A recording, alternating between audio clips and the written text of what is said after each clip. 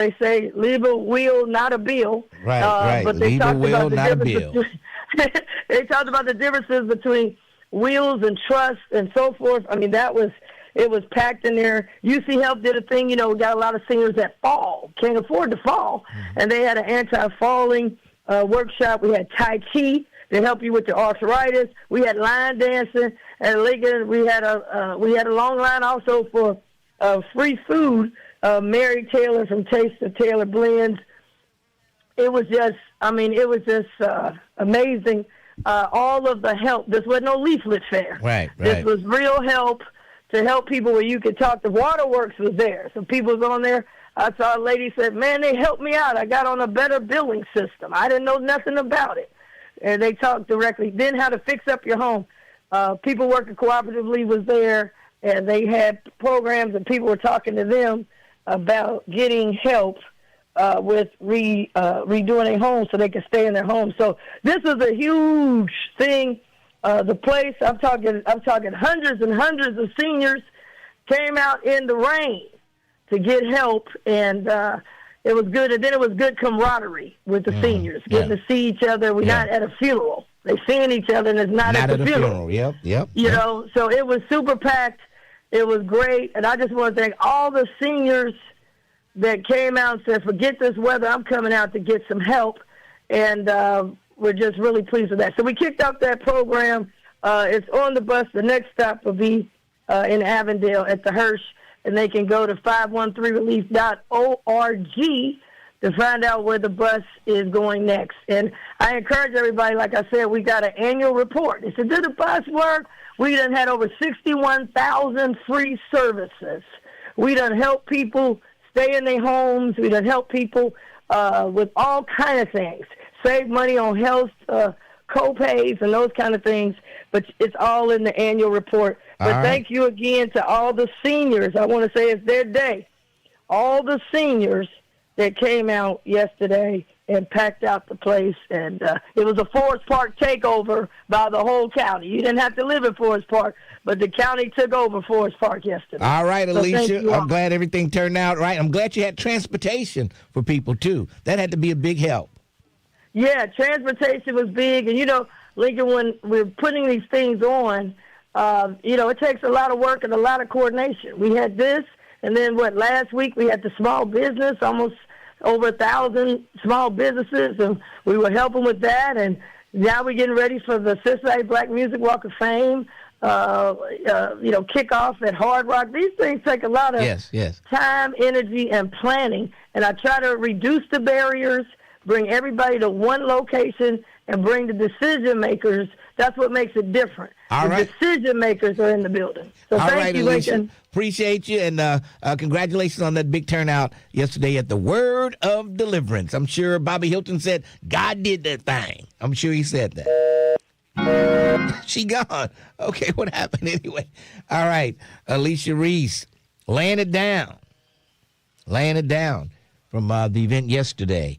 And yeah, they tell me that the longest line was the line for Duke Energy help. Yes, that was the longest line. Everybody want to get that utility bill taken care of. Yes. All right. And then the second longest line was the romance scam, people being scammed because, they're looking for romance. And here's a lady who I know never looks for romance. Romance finds her.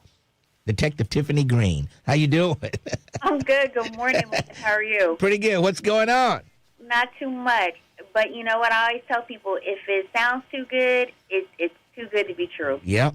That's true. Yeah, That's true. It's unfortunate. Yes, it is. All right. Who are we looking for today? Cincinnati Police District 4 is looking for Darius Lee. Mr. Lee is wanted for felony possession of drugs. On March 20th of 2026, Mr. Lee was found to be in possession of methamphetamine. Darius Lee is a black male. He's 26 years old. He's 5'11" and 166 pounds. Darius Lee has a history of weapon offenses and was last known to live on 14th Street and Over the Rhine. Denise Lewis is wanted by the Ohio Adult Parole Authority for a felony parole violation. Ms. Lewis was originally charged with flight to avoid prosecution. Denise Lewis is a white female. She's 41 years old. She's 5'4" and 153 pounds. Denise Lewis has a history of drug trafficking, assault, and vehicular assault and was last known to live on Cora Avenue in Westwood. Listeners, if anyone has information on where police can find Darius Lee or Denise Lewis, please call Crime Stoppers at 513-352-3040 or submit a tip online at crime-stoppers.us. All right, 352-3040, night or day. And as always, cash money for your clues. We'll talk to you tomorrow. We'll talk to you tomorrow. All Have right. a good one. Take it easy. That's Detective Tiffany Green on the scene. All right. We're back up on YouTube. Yes, we're back. And, boy, people get fired up. I didn't know what. I knew something was going on when I saw all those lines light up at once. I knew something was wrong. And then when I saw you answer one and then it starts ringing again, I knew something was going on. But we're back now, and everybody is happy. Yes, I thought maybe they had cut us off of YouTube because I was singing Nobody Knows yesterday. All right. Boy, you know, it's been 10 years since Harambe died. 10 years. And, I mean, people are still writing about Harambe. I tell you, I feel like a relative of mine was killed. I just don't think they had to kill Harambe. I don't think he was going to hurt that little baby, little badass kid climbing over into the gorilla enclosure. I definitely blamed whoever came to the zoo with that child. Yeah, you just got to keep a constant eye on these kids. How could she not look at him for that long, for long enough for him to climb over there and get in there? How could she take her eyes off of him for that length of time? I don't know. And Harambe was dragging that poor baby around like a rag doll. Well, Lincoln. that's how they do their kids. They know it's not going to hurt them. You cannot justify this, Mr. Ware. That was dangerous. That was extremely dangerous, and it could have gotten even worse. Harambe. I feel sorry for Harambe, but if they couldn't tranquilize him and they had to get rid of him, it is what it is. I don't know. I just say that kid would have been okay. He was just trying to rough him up a little bit, get him rough. I'm sure some parents have done their kids worse than that. You know what I mean? I'm sure they have. Yeah. But it doesn't go on a regular basis. Oh, and that would boy. be considered abuse if they did. Oh, boy. He was just taking him for a little joyride. That's all. A little joyride. Not worth getting killed over. Yeah, I'm going to defend Harambe forever. Forever. Somebody said he was protecting that child. Yeah, he probably was. Yeah. Yeah. They're doing a sort of like a tribute, a water monument to Marion Spencer and her husband out at the this new place. What do they call it now? The music center over there.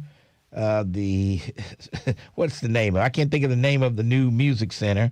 But, of course, Cincinnati was supposed to give $8 million. I think they dropped it to $2 million. I have to check. I think they got caught up in the budget cuts.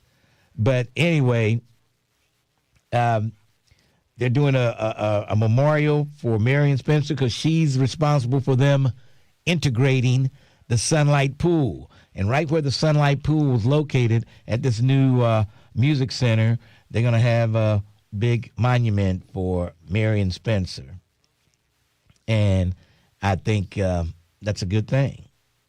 She helped segregate Coney Island.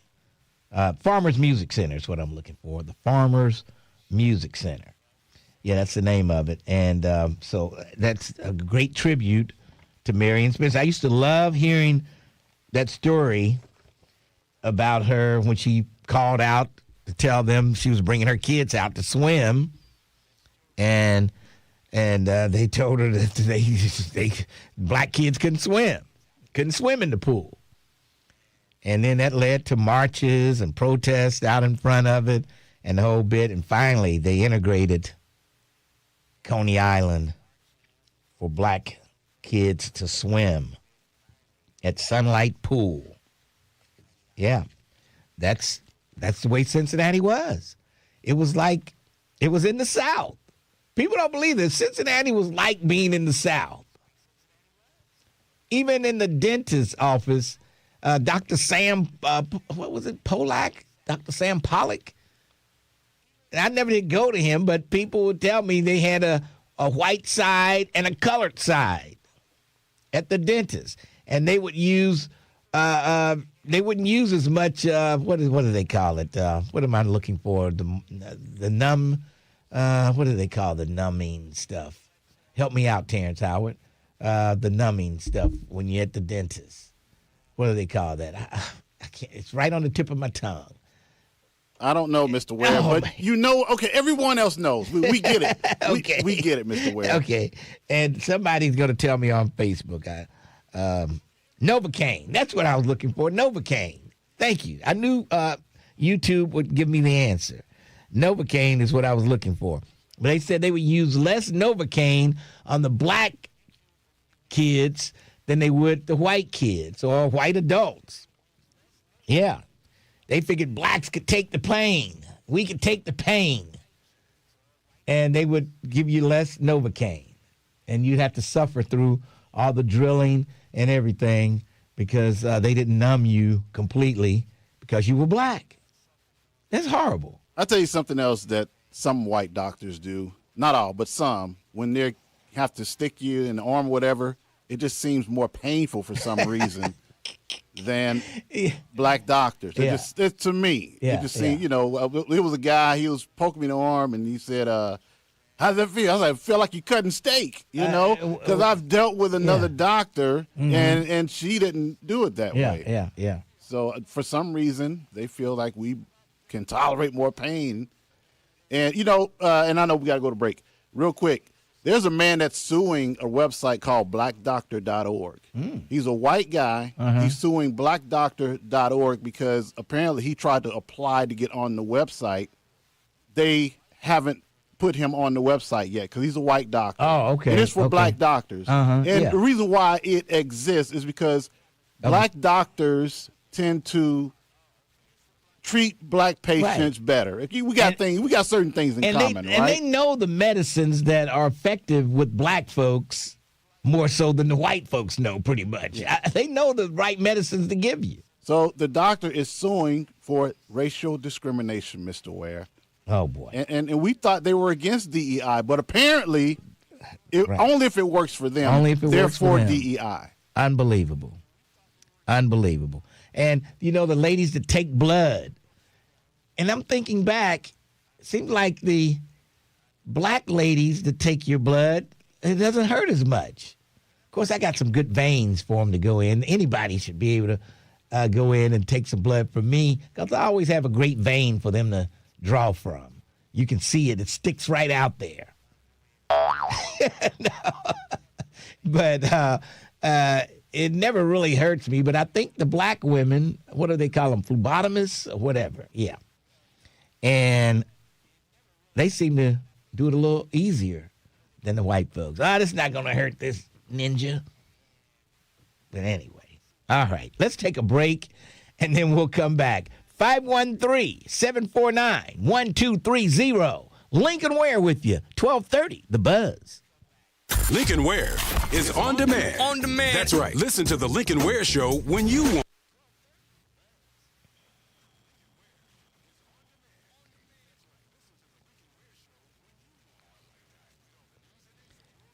Get out of here. A white doctor said, if you're not looking for racial discrimination, then don't come here. What?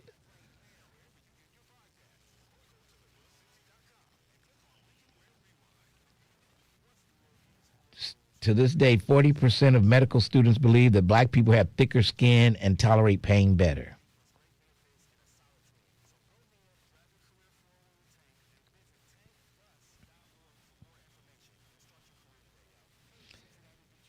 Mr. Ware, I feel like the little boy who fell in with Harambe is going to get tired of you talking and finish what Black Jesus couldn't. Oh, jeez. Oh, I agree. They didn't have to kill him.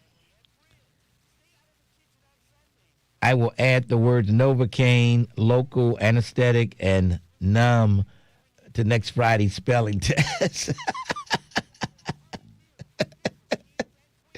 Oh, Terrence is suspect. What is he suspect for? That's right. This is the last day of CPS. They can never find my veins. However, upon rare instance that you get a black phlebotomist, they are much better.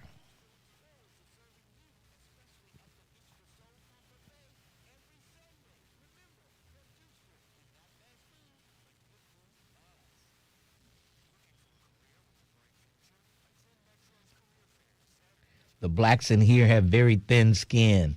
Oh, you would be one of the black doctors, Tim Heidel. You would be one of the black doctors that think blacks can tolerate pain better. You would be the one that short the blacks on Novocaine, Tim Heidel, with your racist self. Well, someone called in. She didn't want me to reveal her name, but she said apparently white doctors were trained that way, that black folks could take more pain. They probably were, yeah. Joe Dieters killed Harambe. Joe Dieters did not have the gun who shot and killed Harambe. Nobody called Joe Dieters and asked permission if they could kill Harambe.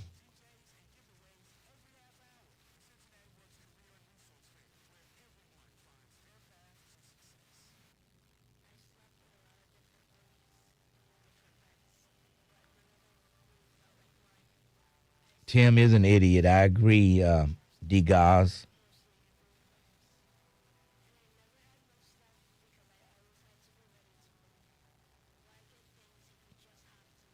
Lincoln, that mother wasn't watching her baby at all. It's that mother's fault. Harambe should have been taken down. Let it go. Oh, please. That's Fame. Fame, get out of here. Ever since you called him Fred Flintstone, I laugh every time his picture scrolls by. He does have a head like Fred Flintstone. Yabba dabba doo. Flintstones. See the Flintstones. They're the modern Stone Age family. From the town of Bedrock, they'll go down in history. Yeah, close enough. What was the real words? Close enough. Stand by. Call the National Foundation for Credit Counseling at 866-687-6322 or visit mortgagehelpnow.org. That's mortgagehelpnow.org. This has been a public service from the NFCC. Take us with you wherever you go. Download the Buzz app for your smartphone today. For details, go to thebuzzcincy.com.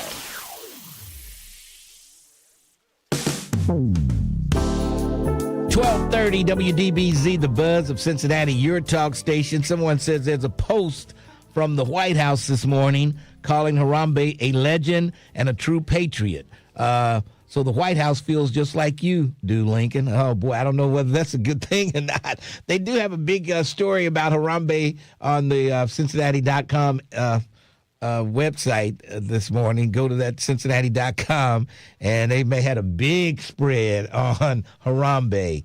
I'm telling you, that was a big deal here because they looked at Harambe. I still say they look at Harambe like he was a black man. I still say that. If somehow he had been some kind of Alaskan white gorilla, I don't know if that even exists, but if he had white hair and his face was white, he would still be living today. They would have done something, put a net over him or something to not have to shoot him. But they saw Harambe as your regular black man. They shot his ass just like that. Yeah, that's the way I feel. Maybe they looked at him as a dangerous animal with a child, Lincoln Ware. Oh, boy. Oh, jeez. A very strong power. Those things are powerful, man. And they weigh what, 800 pounds or something like that? All of that muscle, just he was. I mean, 80% they muscle. are strong and they can rip a man apart. I agree there. But this was they know the difference between an adult and a kid, a baby. Oh, yeah. We could tell by the way he was dragging him around. That's how they do their infants. That's not their infant, Mr. Ware. It's a human being. Not a baby gorilla. Oh, boy. Just read that article at Cincinnati.com today, and they're giving, I think it's the 10-year anniversary. Yeah. 10-year anniversary of Harambe. Unbelievable. Read that article. It's pretty good. Pretty good. The Bengals released their Ring of Honor contestants or participants, and it's a long list, too. I'm going to give my vote for James Brooks. He was a good friend of mine. I think he should be in the Ring of Honor. He was probably one of the greatest all-purpose backs the Bengals have ever had, James Brooks. And I'm sure many people will agree with me on that. I mean, he could run, he could catch, he could block, he could do it all. He was like another receiver out there. And once he caught the ball, he would make you miss. And he was fast. James Brooks. I even DJ'd his wedding reception. Yeah. He's no longer married to the woman. Normally, I had to have a good record of when I DJ somebody's wedding reception, they normally stay married a long time, but it didn't work out that way for James Brooks. Didn't work out that way for James Brooks. Yes. But I think he should get in the Ring of Honor. My vote goes to James Brooks. Yeah. Nat Turner even says, James Brooks was my guy, one of the best running backs to do it. That's right. James Brooks was a beast. I'm telling you. Hamilton County has a new Republican Party chairman. And guess what his aim is? His aim is to go after the liberal judges. Like it's too many Democratic judges down here in the courthouse. They're letting these folks out on bail, real low bail, bonds. And, hey, we got to get them out of there. We got to get them out of there. And so Josh Gert will be replacing Russell Mock as the Republican Party chair in Hamilton County.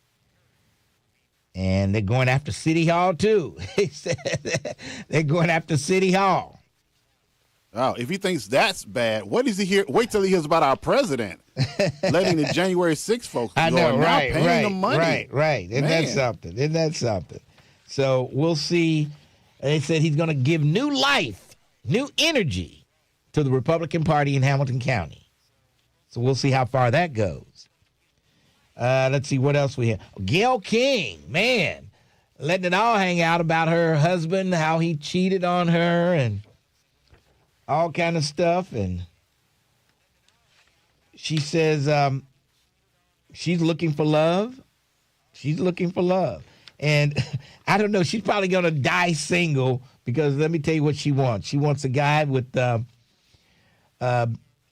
big chest, big muscles, big feet, and a guy that she said he can have a tummy because I have a tummy. I want somebody who can pick me up and carry me across the room. Gayle is a big girl. You know? She's a big woman. I'm telling you, she's tall and she's what do they call them? Big bone. Yeah. And it's going to take a hell of a man to pick her big ass up and walk her across the room. Look at Ware.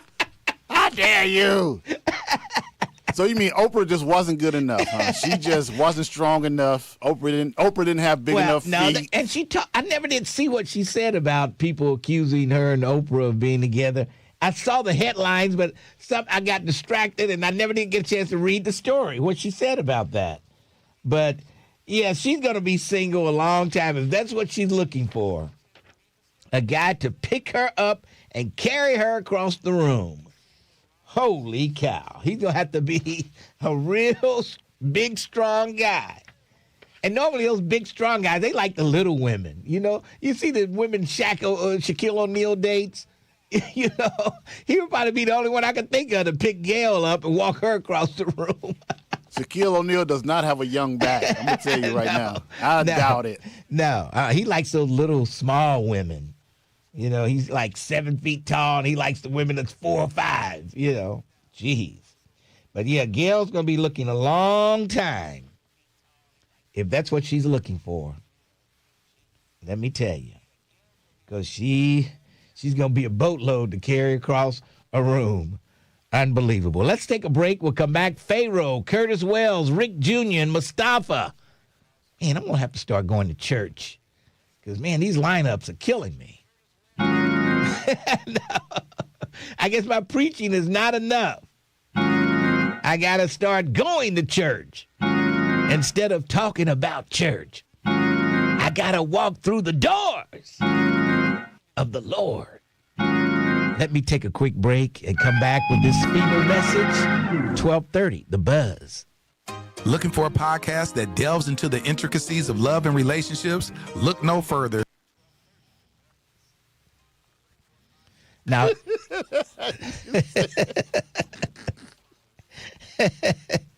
somebody said Pharaoh and ponytail. Damn. Yep. That part. Gayle's big ass. She's not big. You know, she's not like fat, but she's just a big woman. You know, she's like 6 feet tall, almost. Yeah. And she's a big girl. Oh, boy. She is not a small girl. When she was here with Oprah when they opened up the Underground Railroad Freedom Center, man, both of them start walking down the red carpet and I said, those are 2 big women. Oh, man. Oprah was big back then, too? Yes. Oh, boy. Yes. They were some big women. Your old man preacher voice is undefeated. Oh, boy. I don't know. A man Gayle's age does not have a young back. I'm telling you. No, she said she's okay for a younger man too. She said boy. she would deal with a younger man. Yeah. I lift weights, but I can't go home and lift weights after the gym. I want to rest up. She says she's not opposed to dating a younger man. I'm sure she's not. Lincoln can't handle Gayle or Oprah. I wouldn't want to try to handle either of those women. Let me tell you. Gayle is not for you scrawny guys. Can we stop the black hate? What black hate? Terrence, they're not gay. Geez, people can say you're gay, but does that make it true? If they were gay, they would say it. They just close. They're just close. Okay, that's what you. Like me and my girls. My God, what's wrong with us? That's what Bridget said, Terrence. Yeah, there's always been a rumor, though. Yeah. I didn't start the rumor. Right. I'm just commenting on it. Gayle likes younger men anyway. Okay, well, she's going to have a young, strong one to pick her up and walk her across the room, that's for sure. She's 70. Nobody 70 is going to be able to pick her up and carry her across the room. Nobody her age. I would love to see a 70-year-old trying to carry her across the room. I would love to see that. Gayle would be a good catch, though. She would be a good catch. I mean, she's got the money, and the kids are grown, and she travels, and, she would be a good catch for somebody. Put me in that wheel, Gayle. I'll try it out. Oh, boy. You would never show up at the events. I'll show up for Gayle now. I'll show up. I'll be there. That's right. Gayle got a new man now. That's right. I have me some gold teeth and gold chains. My baby got this for me. Young men like cash. Okay. All right, Nat Turner. All right, you would have to have some money to keep up with Gayle because she'd be traveling everywhere, all these events. I don't think she's going to pick up the tab. Maybe for a younger man, she might. She better. Yeah. She better. Yeah. Terrence would like Stedman, a damn no-show. Okay. They meant to say you would be like Stedman, a no-show. Oh, Tim Heidel. Come on. Leave James Brooks alone. He was a star athlete his whole life, and they just pushed him through school. He did admit that he couldn't read. He did admit that. Terrence Howard, you know you can't handle Gayle.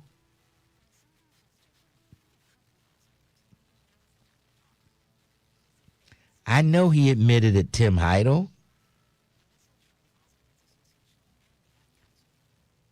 You would have to bring that up, wouldn't you? You're such a jerk, Tim Heidel.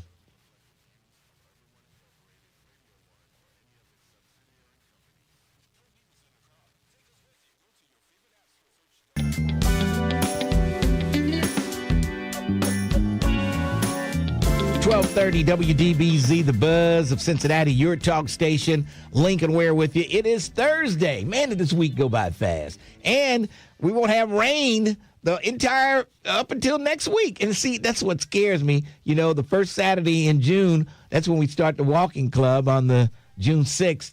And if we got all these dry days, no rain, I hope we don't have rain on Saturday the 6th. That scares me. You know, they had the whole week, no rain, 0 rain.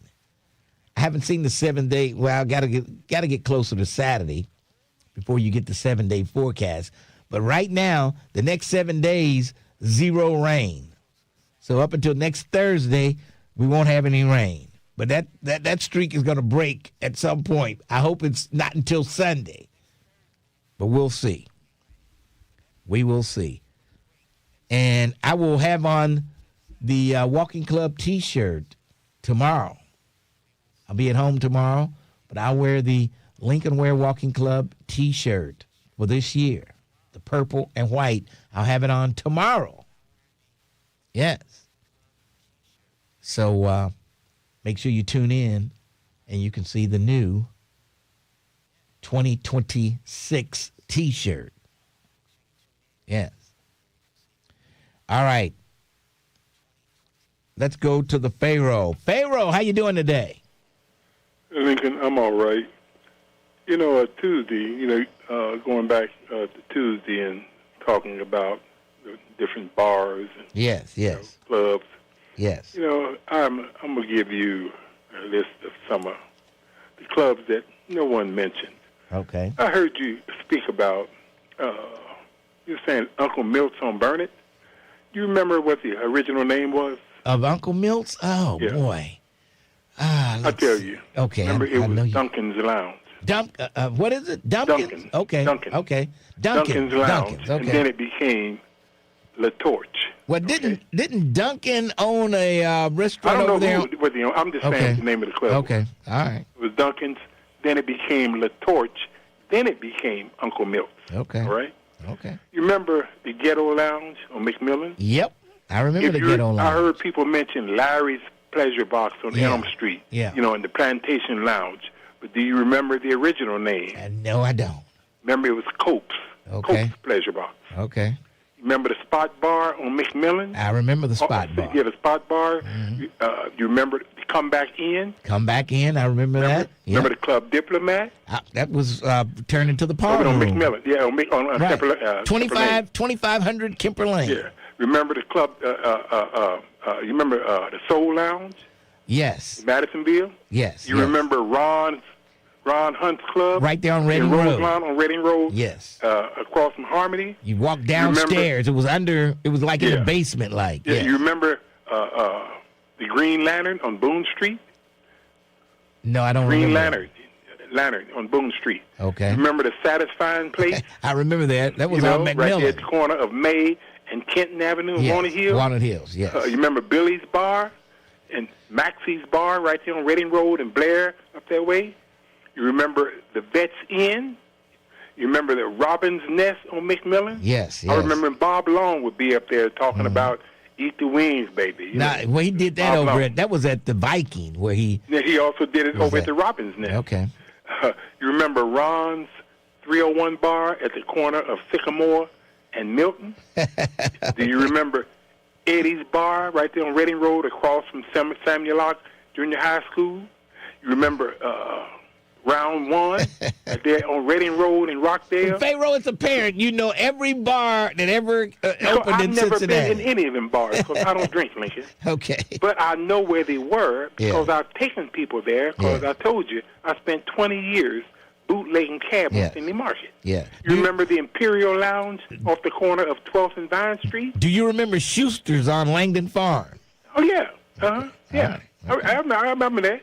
Remember the Lobby Bar? I remember a place called the Lobby Bar used to be right next door to Cohen's Shoe Store. Okay. Right there on Finley Market. All right. Remember that? You remember the King of Clubs? Yes, I remember the King of Clubs over there off of Gilbert. About Perkins Lounge. Yes. You know, on Montgomery Road. Yes. Remember the bar that was across the street?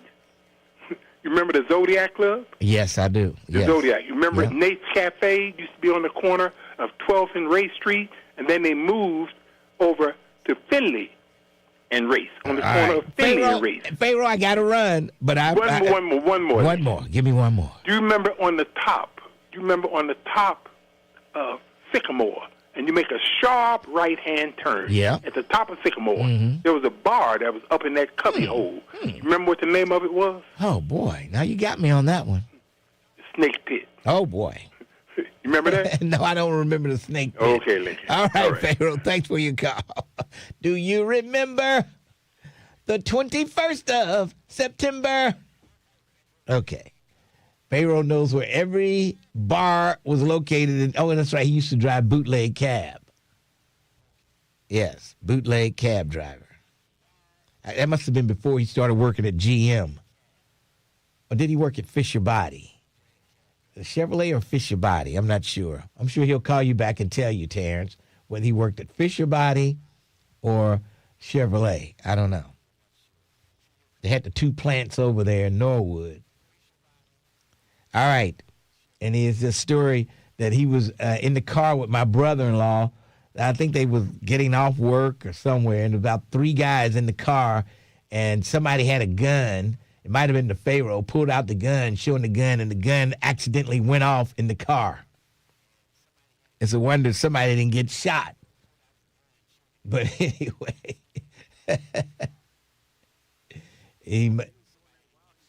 Okay. He was bootlegging cab while he was working at General Motors. Okay. All right. He was doing it all. Telling you. All right. Let's go to Ponytail Wells. Yeah, let me do this quickly, Mr. Ware. You got me good. I know you said about Ken Blackwell being on city council and you were selling cable. He wasn't a Republican then. He was a Democrat. No, he was a charter right. Then became a Democrat, then a Republican. Yeah.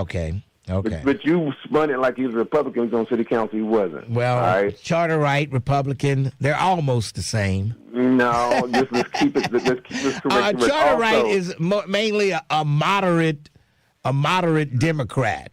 No, the charter committee came in to keep county business and city business separate. That's why Murray Season Good started to have a charter committee to keep county business, city business separate, which Ms. Reese is obfuscating now. She's blending county business and city business. How is she blending? Wait. You got it's in the county. It's in the Avondale is in the county. Let me move along to correct because something else. Because you know you're wrong. You know you're wrong for saying that. Mr. Ware. That's look. Now, if you want me to come on and extend my time, we can have that debate. I only got 2 minutes. I'm correcting the record. Well, no, you're not accurate with that because look, the county is the county. Cincinnati is in the county. Mr. Ware, that woman you just called out, Miss Spencer, was a big part of the chart to keep city business separate. Yeah. So look. Now you're going to be going past news. You're going to be finished up. No, you're not going past. You're not going past news. Go ahead. Okay. Look at last week. You asked a question. I'm going to answer it. The reason why the young man was able to go from a senior to a sophomore, he probably was an advanced sophomore. But for the record, you need 20 hours of credits to graduate in the state of Ohio. I went and looked. The gentleman's name is James Stallings, the principal of Princeton High School. You can ask him. He's probably met his credits. There's two other things you got to do to graduate from Princeton. But the credits, there's 20 to graduate. To be a senior, you need to be 15. Okay. He got his 15th hour. All Okay, right. so that's how he's going from a sophomore to a senior. He didn't call in, so the black school counselor. Now look. Now Lannis was out of town. He was out of town when I called him out the other day. That's an academic function. It's not coaching. I'm counting the credits for you. But he would know. I'm sure he's had players that qualified for that. Why do you always like to put a damper on people? No, because you asked the question, and look, you've had all these anti-Trumpers answer they did it, but Mr. Wells did. Now, hold on a second. About this thing with Pharaoh, he's losing credibility. The other day I said I called him about the people's business. I just don't call him to talk about eating chicken wings and dancing and shaking butt. If black folks pay tax dollars, wait a minute, hold on a second. I'm going to give you an example right here. The race you see and Miss Reese crushed me, that's not the question you answer. Did she win? Nobody's never said she didn't win. It was a 4-person race, Lincoln. There were 3 people in that race. There was 1 nonpartisan, myself. Just for the record, for the community, in 2010, there was only 1 nonpartisan candidate that got on the ballot in Hamilton County. Who was that person, Lincoln? Apparently it was you. I don't know. Thank you. And hold on a second. And 2.6, wait a minute, 2.6% of the vote. Everybody else, so it's not the party of Reese. It's the Democratic Party, Miss Reese. She didn't run as a nonpartisan candidate. Oh, boy. You got your ass waxed in the race. Just accept that and move on. Accept that and move on.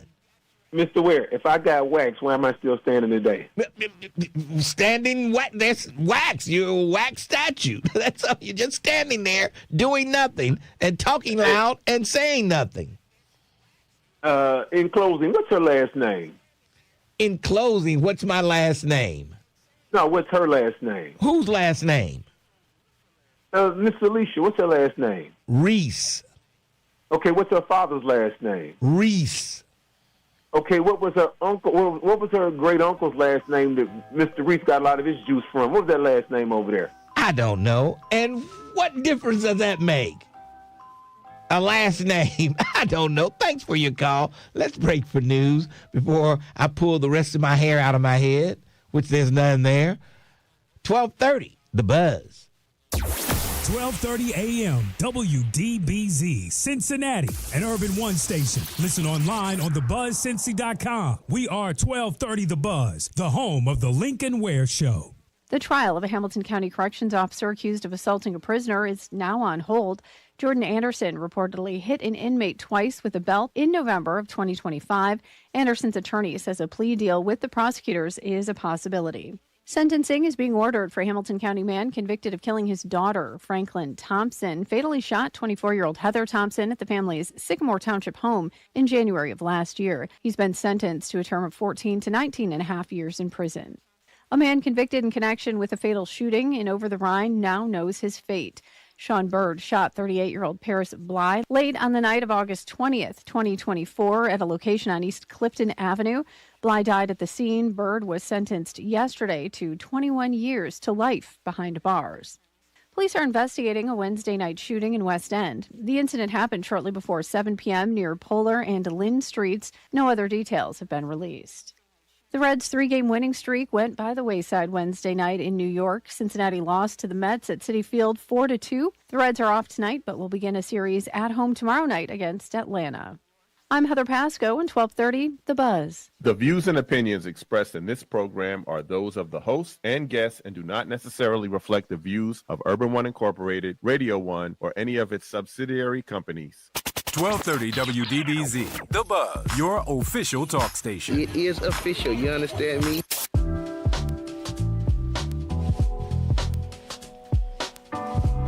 $12:30 WDBZ, The Buzz of Cincinnati. Lincoln Ware with you. It's a big, rich town. That could be on Power. Yes. All right. 513-749-1230. Dr. Oz calls for Ohio Medicaid reform. You know, they found out there's a lot of Medicaid fraud going on in Ohio. And some people are blaming DeWine for all the fraud that's going on. These people are saying they're taking care of this home health care aides. They're getting Medicaid money for supposedly taking care of these people, and they're not doing it. They're just filling out the forms and getting all this money, and there's a lot of fraud going on. So there you go. Unbelievable. Unbelievable. And previously, they wanted to blame it on all the blue states. Now, Ohio, a red state, and it's going on here. So they got real quiet about that. Unbelievable. Real quiet. I was glad to see that they're giving this memorial for Marion Spencer, who was a frequent visitor on this show when she was alive, told some great stories. Oh, man.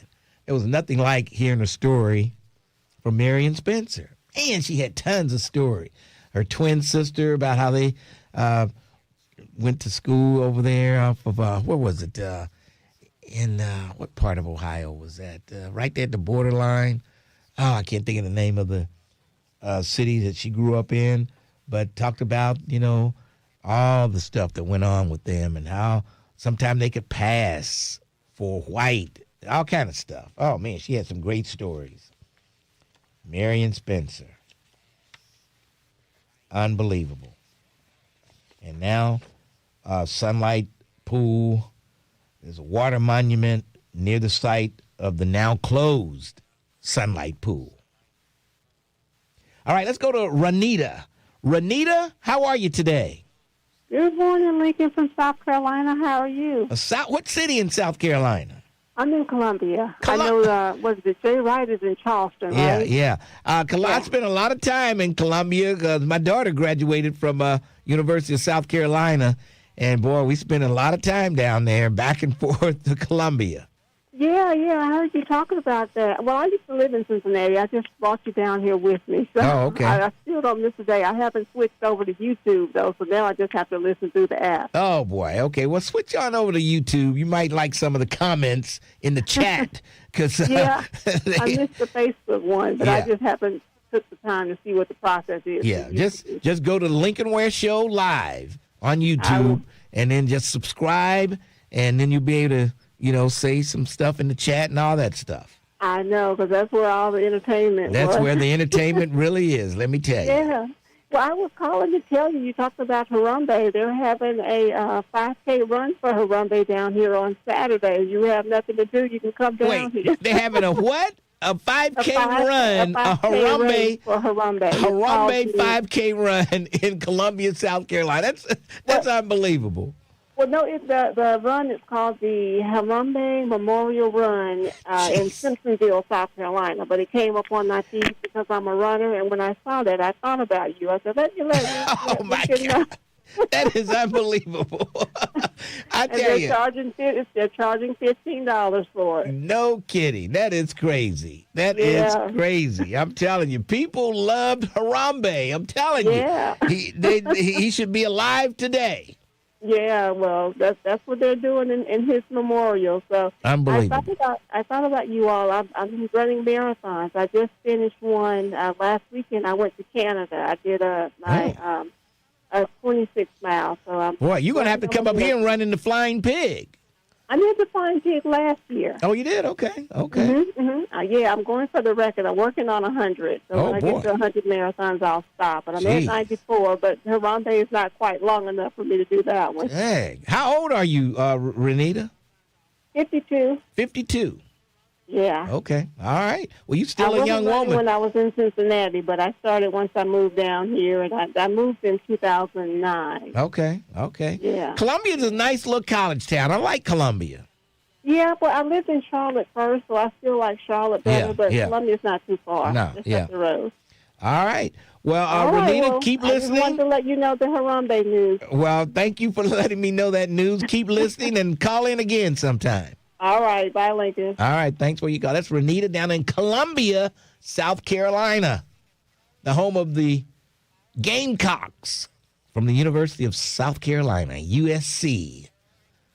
And they love their football down there, let me tell you. And their women's basketball, too. Yes. It seems like the basketball team has outshined the football team lately. So there you have it. But that's a nice little college town, and it's not a bad little place to go. For a couple of days, we were, when Tia was in school down there, it was like, okay, it's time to go down to Columbia. I hated driving on that, is it 40? It's not 40. I can't think of the highway, but it had going through those mountains. You talk about curves. Oh, my goodness. You were just a constant turning, curves. I can't think I forgot what highway it was. But anyway, had a great time in Columbia. All right, let's move along. Looks like Mustafa is up. Mustafa, how are you? Mustafa, going once. Mustafa, going twice. Thanks for your call. Rick Jr. Good morning. How you doing? Pretty good. What's up? I want to talk a little bit about one of the biggest cases of racism that I bet you a lot of people didn't realize. I told you about this probably a couple of years back. Do you know that it wasn't until almost the turn of the century that any black doctors, and get this, any black physicians in the city of Cincinnati had patient visiting rights, and I'm talking about official physician-type visiting rights in the hospital, like in General Hospital. Yeah. They had no black physicians that had official visiting rights. Ain't that something? Yeah. Even Dr. Lucy Oxley, the first black female physician graduate from UC, did not have official visiting rights at any hospital up there. Ain't that crazy? Boy, that's something else. This is Cincinnati, though. I can believe it. And matter of fact, that's why Mississippi James called Cincinnati Mississippi North. The door didn't even open to physicians to have those rights until like 1990. And Fred Trump, an apple doesn't fall too far from its tree. Fred Trump, Donald Trump. Reason why Donald was so good and he wins all his cases is because of his daddy. I mean, Fred Trump stayed in federal court. He had like 22,000. Swifton Village sued him. Wasn't it Swifton Village over there? Yeah. They sued him for discrimination, the Trumps. Yeah.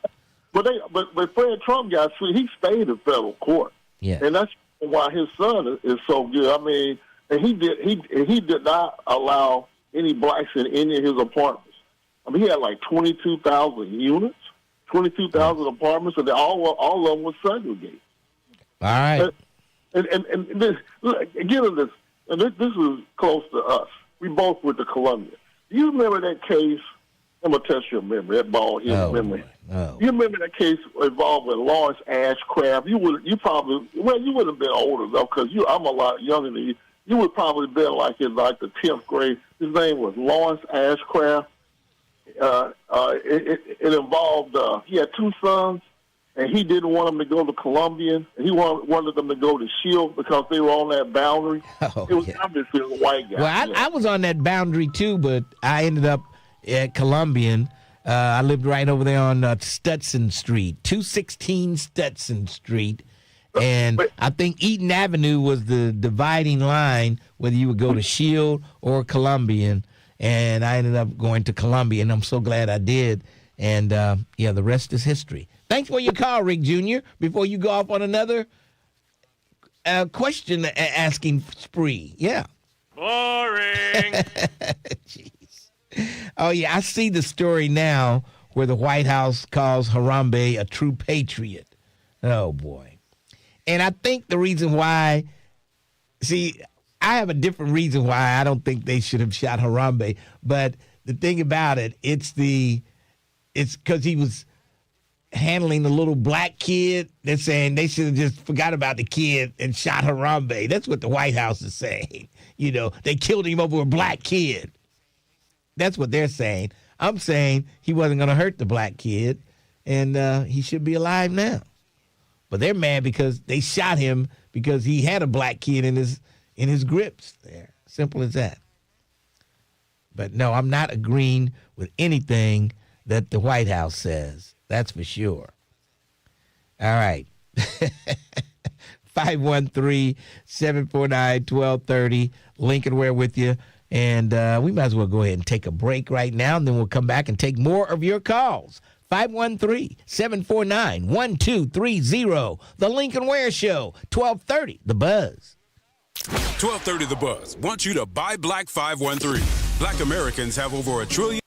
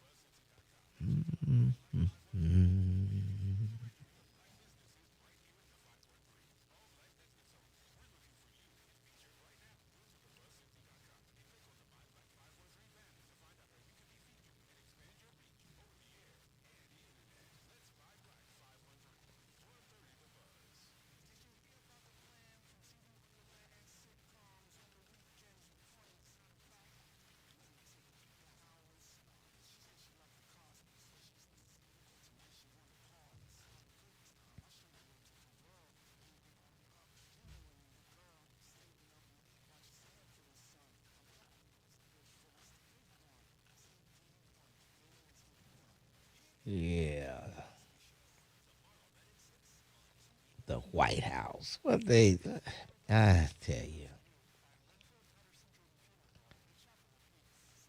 White House calls Harambe a legend and true patriot. Okay.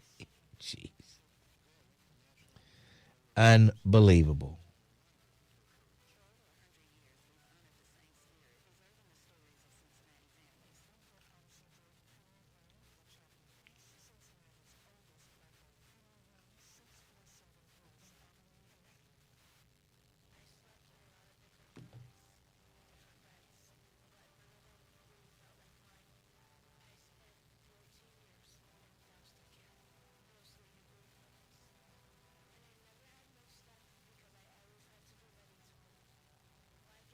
I can't believe they got a race down in named after Harambe. Oh, boy. That is crazy.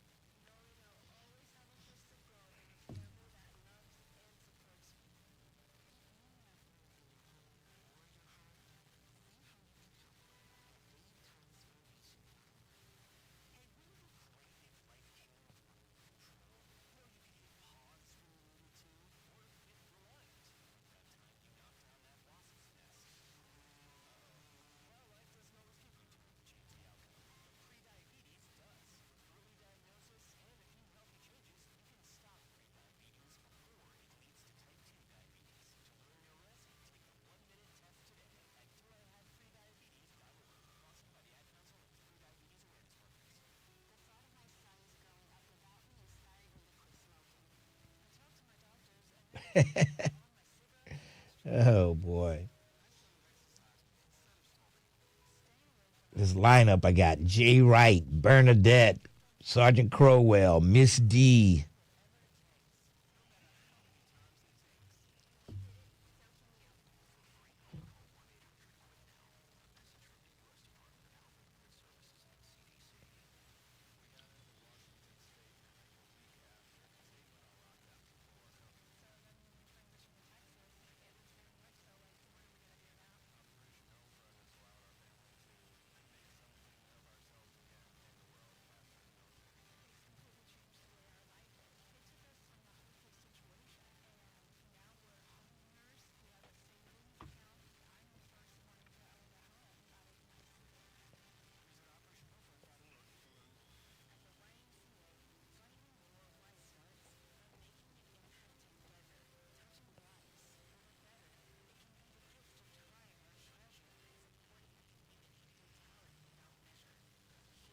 All righty. Get involved today at ymca.org for a better us. Giving voice to the community. We are the Buzz of Cincinnati, your talk station.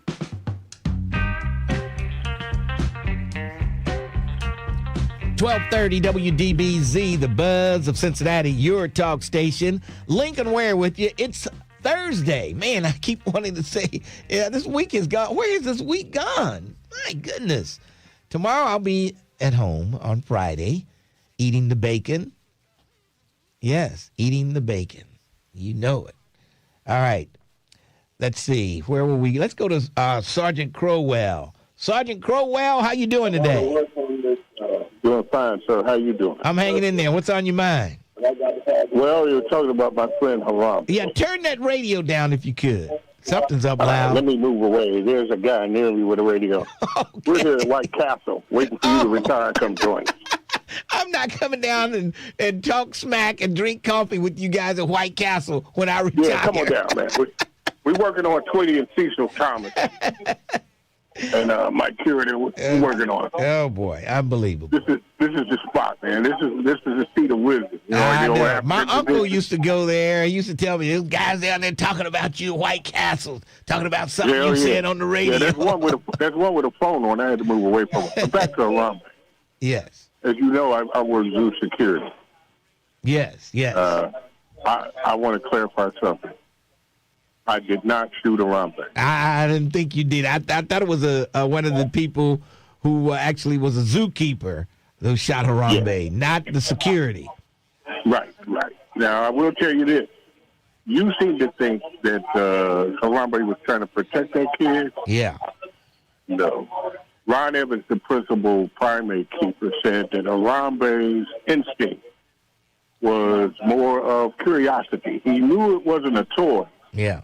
But it felt different, and the child screaming and the adult screaming, he went into sensory overload. Uh-huh. Ron Evans, who was studied in the Congo and knows gorilla behavior, I mean, he's world-renowned. He's no longer at the Cincinnati Zoo.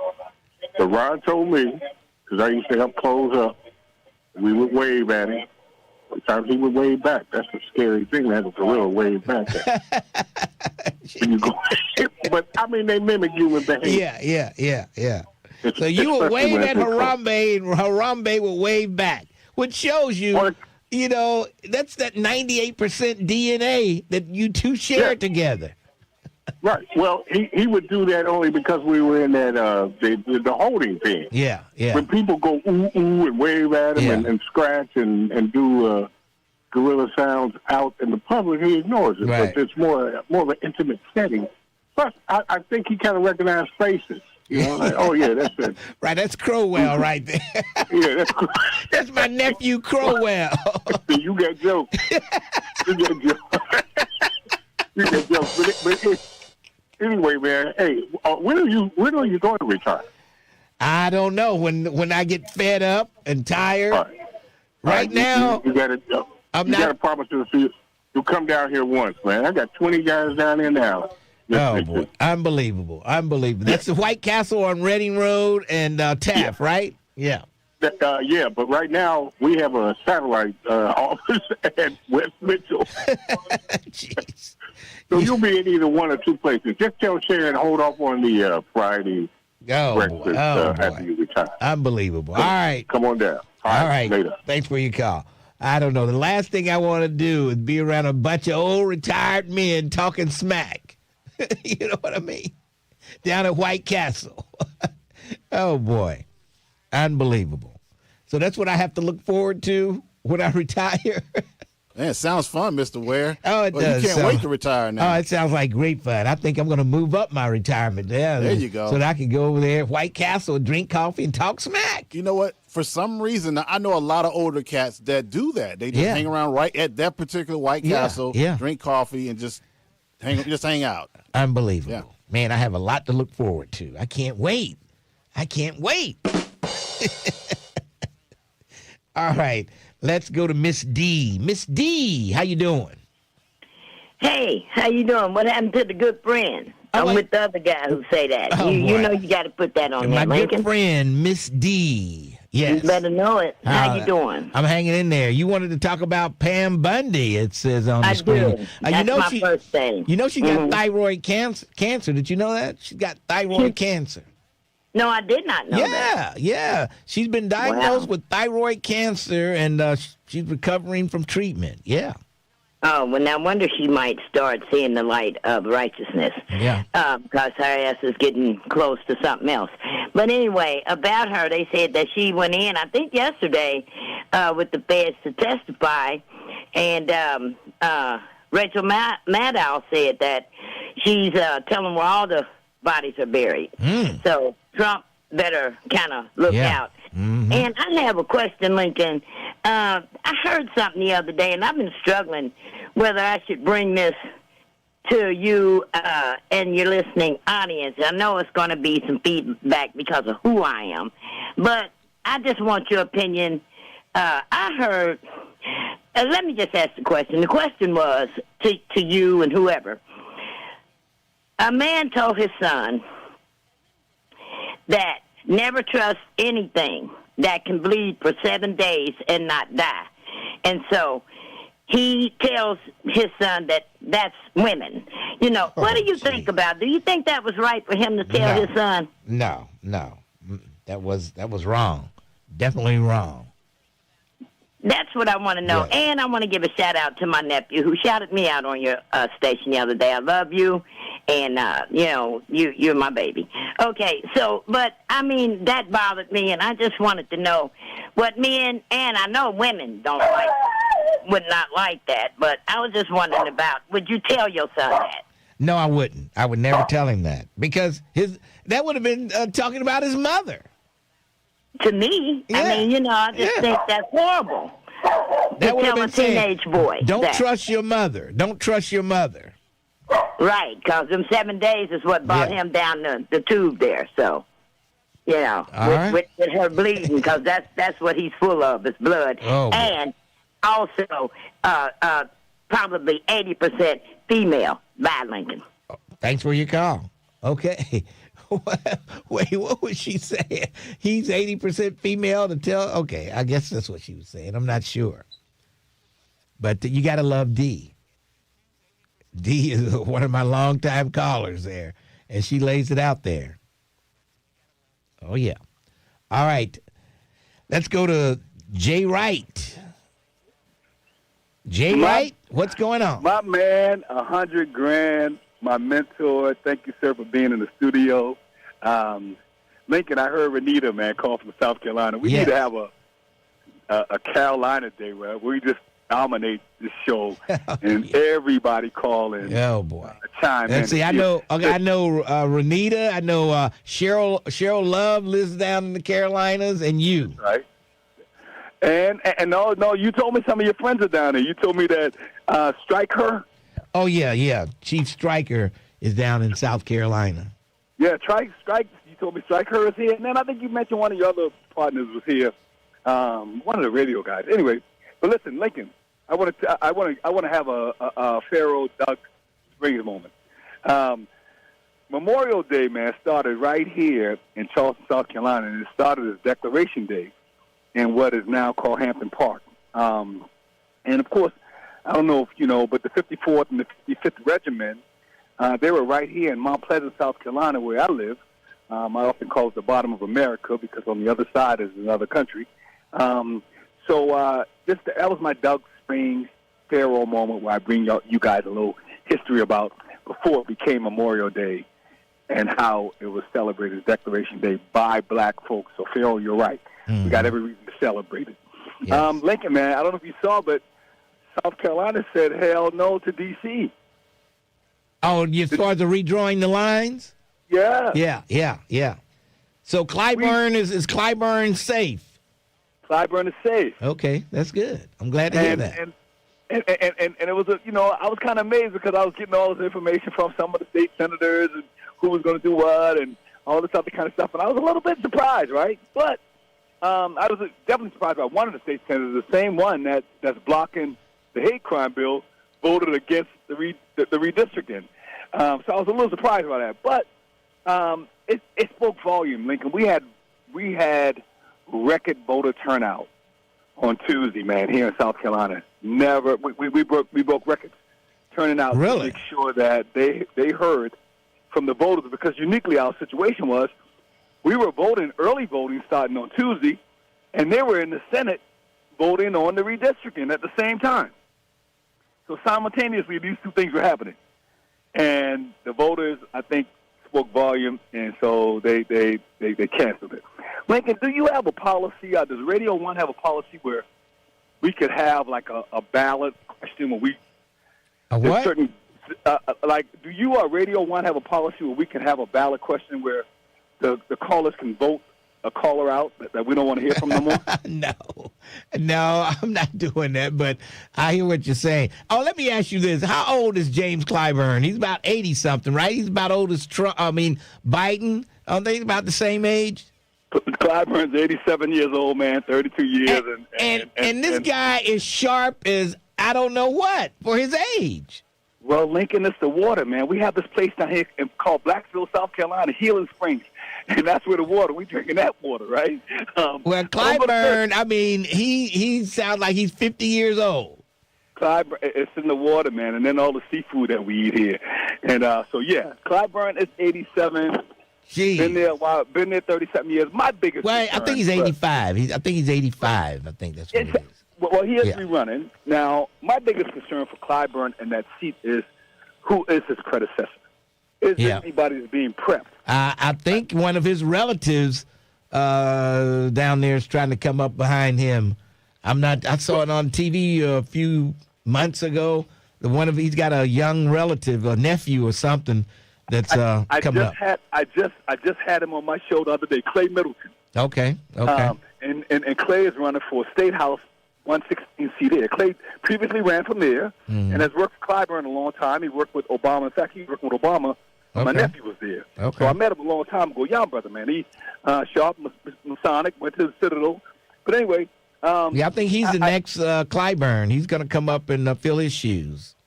I am of the belief that he'd be a perfect fit in.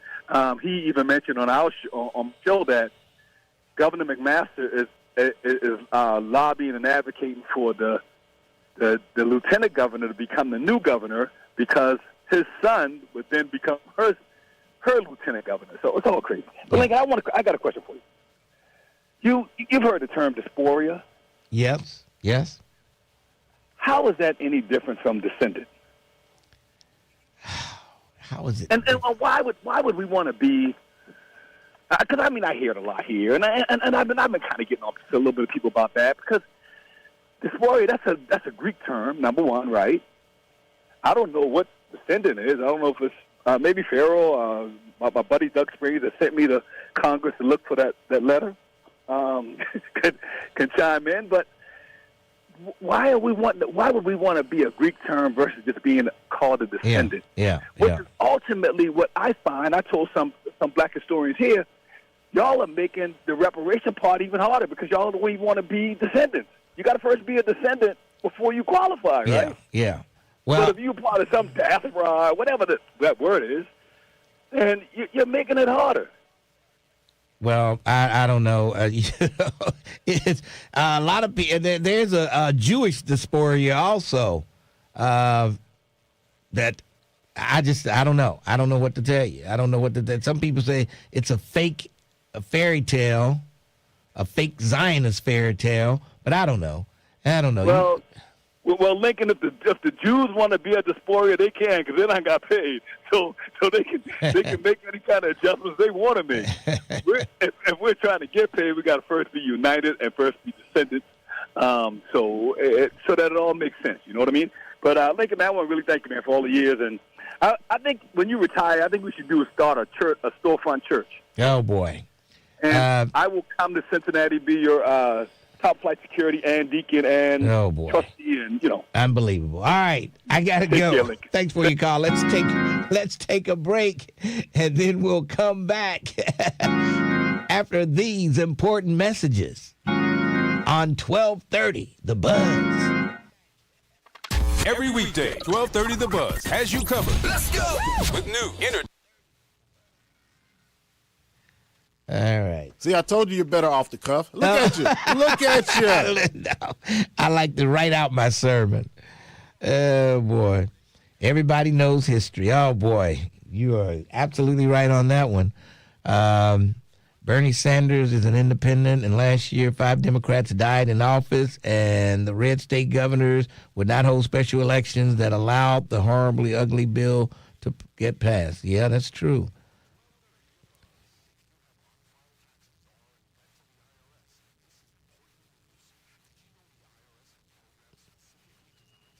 Lincoln would be great on Jeopardy, as many questions as callers ask him on the show. They knew better to redistrict Clyburn out. He knows too much and where all the bodies are buried. Oh, yeah. And the guy is sharp as ever. I mean, he could run circles around Joe Biden. You know? And I see where Jill Biden thought he was having a stroke during the debate. You remember when he was talking all crazy? She thought he was having a stroke. She was really worried. She said she hasn't seen him act like that before or after that night. She don't know what. Oh, boy. But, yeah, that was the night that cooked his goose.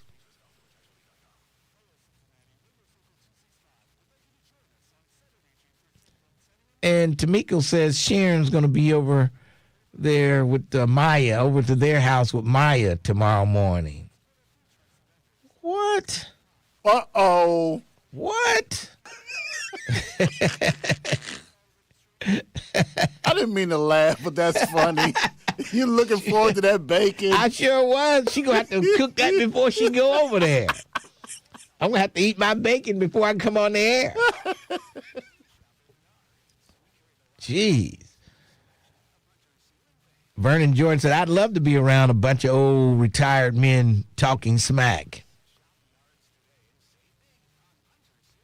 Yeah, Dee needs to feed those dogs. They sound very vicious, didn't they? They probably were, what do you call them, chihuahuas. Oh, really? They sounded like chihuahuas or something, you know. They were little small dogs, I could tell. You can tell the difference in Bo's bark and no dog's bark. I don't know. She strikes me as somebody who would maybe own some Doberman pensions or something. Oh, no. No. That's the way she strikes me. Well, as. D is hard. No, you know, D. Like she might have a couple of pit bulls or something. D is a stud. Now, let me tell you.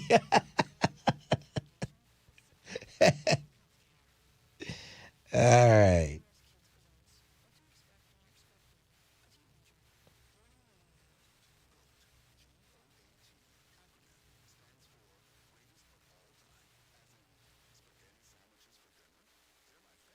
Visit adoptuskids.org. Brought to you by the U.S. Department of Health and Human Services, Adopt U.S. Kids, and the Ad Council. Did you miss something? Catch the rebroadcast. Do it again. For the full schedule, go to thebuzzcincy.com. 1230 WDBZ, Lincoln Ware, till 1 o'clock this afternoon. Coming up at 1, Shopton. Keeping it real. Keeping it real on this Throwback Thursday. For the next 3 hours, all fronting, no pretenses, and whatever else he says. Yeah. As usual, you're close enough. Not on point, on target, but close enough. For the next 3 hours, there'll be no, what does he say? Fronting. I know he mentions fronting. I think it says no pretenses. Pretenses and no fronting and something else. It's one more. Yeah, I can't remember the third one. It's one more. Looks like I got a guest coming in. Can you see him? Look over there in that corner. Somebody's coming. We got a lot of guests coming up later on in the show, too. All right, let's go to the Dukester. Find out what's cooking on a Thursday. What's cooking today, Dukester? Hey, good morning to you, Lincoln. You sound just like your twin brother. And what's up, Buzz listeners? First of all, I want to thank the folks that stopped by the Dukester yesterday to get to hook up on some great seats for the Cincinnati Music Festival, coming up July the 24th and 25th. And again, before you buy your tickets for this year's music festival, please, pretty please, with a cherry on top, call the Dukester at 513-761-2300. Now, you know, it's Thursday, and that makes it Freeside Thursday at the Dukester. And all day long, you can pick a Freeside dish to go along with any purchase of any meal. On our menu today is our deluxe grilled turkey burger with vegetarian baked beans and corn on the cob. And if you're really hungry, you can get a half rotisserie chicken with green beans and potato salad. Or how about a whiting fish dinner with macaroni and cheese, collard greens, and cornbread. But my pick for today is our St. Louis barbecue ribs with smothered cabbage, black-eyed peas, and hot buttered cornbread. Have a blessed day, everybody, and thanks for chopping black. Holler at you later, Lincoln. All right, that's the Dukester right there in the Summit Plaza on Reading Road. Check him out. All right, 513-749-1230. Lincoln Ware with you. And let's see, we got a line up here. Man, where do we start? Let's go to my good friend Mike McCoy. How you doing today, Mike McCoy? Thanks, Lincoln, for taking my call. As Miss D said, you got it right. Your good friend, Mike McCoy. Yes. Hey, Lincoln, I used to live in South Carolina, Charleston, and when I used to leave here and go, I would take 75 south and hit 40 east going through the mountains. Yes. And then jump down on 26 going south. So Yes. I don't know if you went that direction. That's where I went. Yeah, that going through those mountains, something else though. Too many curves for me. Yeah, in the Smoky Mountain, the bears, they be waiting up in there to give you them pink slips too. Going Yes, through the they mountains. do. Yes, they do. I got stung one time, and I had to either go back to court. I couldn't just pay the ticket by mail. I had to go ahead and pay a lawyer to go to court for me down there. I can't believe it. Yeah, I'm going to give you one better than that. When they stopped me, the guy told me, he said, well, if you don't pay this on the spot, you got to go back 20 miles and face it in court. You know what I did? I paid it on the spot. Right. Yeah. Yeah. And so he had a nice steak dinner. But let me get off here right quick, Lincoln. Hey, Lincoln, I never knew this.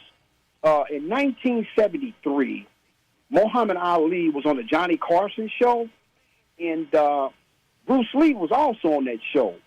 And Muhammad Ali wouldn't shake his hand. And Bruce Lee asked him, why would you shake my hand? Mm-hmm. And Bruce Lee told him, like, well, I'm a gentleman just like you are. And Muhammad Ali told him, it's like, well, that stuff you do is phony. So Bruce Lee, kind of shook it off, that sort of thing. But long story short, Muhammad Ali was in a training session, and Bruce Lee and Chuck Norris was standing in their back. There was 300 people there. And so Muhammad Ali called Bruce Lee out. Bruce Lee came up. Don't you know that Muhammad Ali couldn't lay a hand on Bruce Lee? And Bruce Lee touched him in the chest, and Ali felt something to it, like his heart went away. So long story short again, Ali had Bruce Lee come to his camp and train him to show him how to receive punches and to throw punches. So that's how Ali was able to float like a butterfly and sting like a bee, because of the things that Bruce Lee taught him. And Ali went to his training camp, Bruce Lee training camp, for about a month, learning how to absorb punches and how to throw punches. I just thought that interesting. And when Bruce Lee died at the age of 32, Ali was at the funeral and spoke highly of him and told him he was one of the reasons that he was able to move the way he was. Now, I know Farrell's probably listening. So, Farrell, you can look that up and make sure I'm not lying to the people that Bruce Lee was the only person that Muhammad Ali couldn't lay a glove on. All right, well, Pharaoh will have until Monday to figure out the comeback for you on that one, Mike McCoy. Okay, well, he'll look it up and he'll find out that Bruce Lee, Ali couldn't touch Bruce Lee. And it was in a training session. So, but on that, Lincoln, and I'm going to let it go. I'm still working on the Belmont here, and I hope to become Mr. Howard's good friend again to get some of them Charlies from him. All right. All right. Have a blessed day, Lincoln. Thanks for your call, and work on those horses. Yeah. Jerica might even play the horses. I don't know. All right. 513-749-1230. Muhammad Ali and Bruce Lee are two different weight classes and speeds. But still, you can learn stuff. They don't have to be your same size to learn stuff. I don't know. That's Brent Beard. He's got all the answers, of course. Except yesterday, he didn't have the right answers. Remember, was it yesterday or Tuesday? Anyway. Yes. All right. 513-749-1230. We're going to have some guests coming in. I guess there's a black guy running to be the head of the Teamsters Union. And I'm hoping it was the Teamsters and not the UAW. I think it was the Teamsters. Yeah. So we'll talk to them later on in the show. Boy, Teamsters, that's a big union. So we'll see. And you got so many different classes of people in the Teamsters Union. I think it's the Teamsters. I got to find out. I don't want to be giving the Teamsters and it's the UAW, but I think it's the Teamsters Union. We'll find out. All right. We might as well take a break. Let's take a quick break and then we'll come back. 1230, The Buzz. Cincinnati. Want to stay plugged in with 1230 The Buzz and get the inside scoop sent to your phone? From exclusive contests and cash giveaways to breaking news and can't miss events, we're keeping you connected all day long. Join the 1230 The Buzz text club right now by texting BUZZ to 23845. Get instant updates on local news, community events, special guests, hot topics, and chances to win prizes before anyone else. If it's happening in the city, you'll hear it from The Buzz first. Cash, contests, conversations, and community. All in the palm of your hand. Text BUZZ to 23845 and stay connected with the station bringing you real talk and real voices every single day. 1230 The Buzz, your talk station. It's not just a holiday, it's a triumph over one of our darkest moments in American history. On Friday, June 19th, celebrate true freedom at the National Underground Railroad Freedom Center's annual Juneteenth Jubilee. Start your day with Opal's Walk for Freedom, a walk commemorating Dr. Opal Lee's advocacy to make Juneteenth a federal holiday. Then enjoy live music, food, family-friendly activities, and more. Plus, free admission. June 19th, thanks to the Fifth Third Foundation. Learn more and plan your visit at freedomcenter.org. Agnes was in deep trouble with the IRS. I owed the IRS a lot of money. She found out about Optima Tax Relief. They guaranteed me that they were going to help me out the best that they can, and they did. Optima stopped the IRS. Optima Tax took care of everything. Are you in deep trouble with the IRS? You might want to listen to Agnes. I would refer Optima Tax Relief to anyone. Call Optima right now for your free consultation. Call 800-811-7033. 800-811-7033. Optima Tax Relief. For details, visit OptimaTaxRelief.com. Some of the most powerful moments begin with a call. A hospital room, a waiting family, a decision that can change everything. For one family, that call may become an opportunity for legacy. For another, it may bring hope, the chance for healing, more birthdays, more time together. Organ, tissue, and eye donation is rare. It only happens under specific medical circumstances. But when people take time to learn about it in advance, families are better prepared to make informed decisions with clarity and compassion. Network for Hope walks alongside families every step of the way, honoring legacy, supporting loved ones, and helping save and heal lives. Hope is on the line. Will you answer the call? Network for Hope, transforming lives through organ, tissue, and eye donation. Visit networkforhope.org. That's networkforhope.org. I slept in a lot of different rooms, different beds, but none of them really felt like mine. I spent 14 years in foster care, mostly in group homes. And I never had much stuff because I always had to be ready to move. Why get things if you just have to let them go? There are more than 100,000 children in foster care waiting to be adopted. The Dave Thomas Foundation for Adoption is working to help find them a forever family and a permanent home of their own. Now I have my own room with walls that tell my story. I love hanging out in here. I play dress up with my sisters and I sing and make videos. But the best part? Knowing I'll always have a place to go and a family that loves and supports me. If you have room in your home or your heart, see how you can help at davethomasfoundation.org. All right, son. Time to put out this campfire. Dad, we learned about this in school. Oh, did you now? Okay. What's first? Smokey Bear said to. First drown it with a bucket of water, then stir it with a shovel. Wow. You sound just like him. Then he said, If it's still warm, then do it again. Where can I learn all this? It's all on SmokeyBear.com with other wildfire prevention tips, because only you can prevent wildfires. Brought to you by the USDA Forest Service, your state forester, and the Ad Council. The views and opinions expressed in this program are those of the host and guests and do not necessarily reflect the views of Urban One Incorporated, Radio One, or any of its subsidiary companies. You're listening to The Lincoln Ware Show. Unbelievable. On your talk and information station, 1230 The Buzz.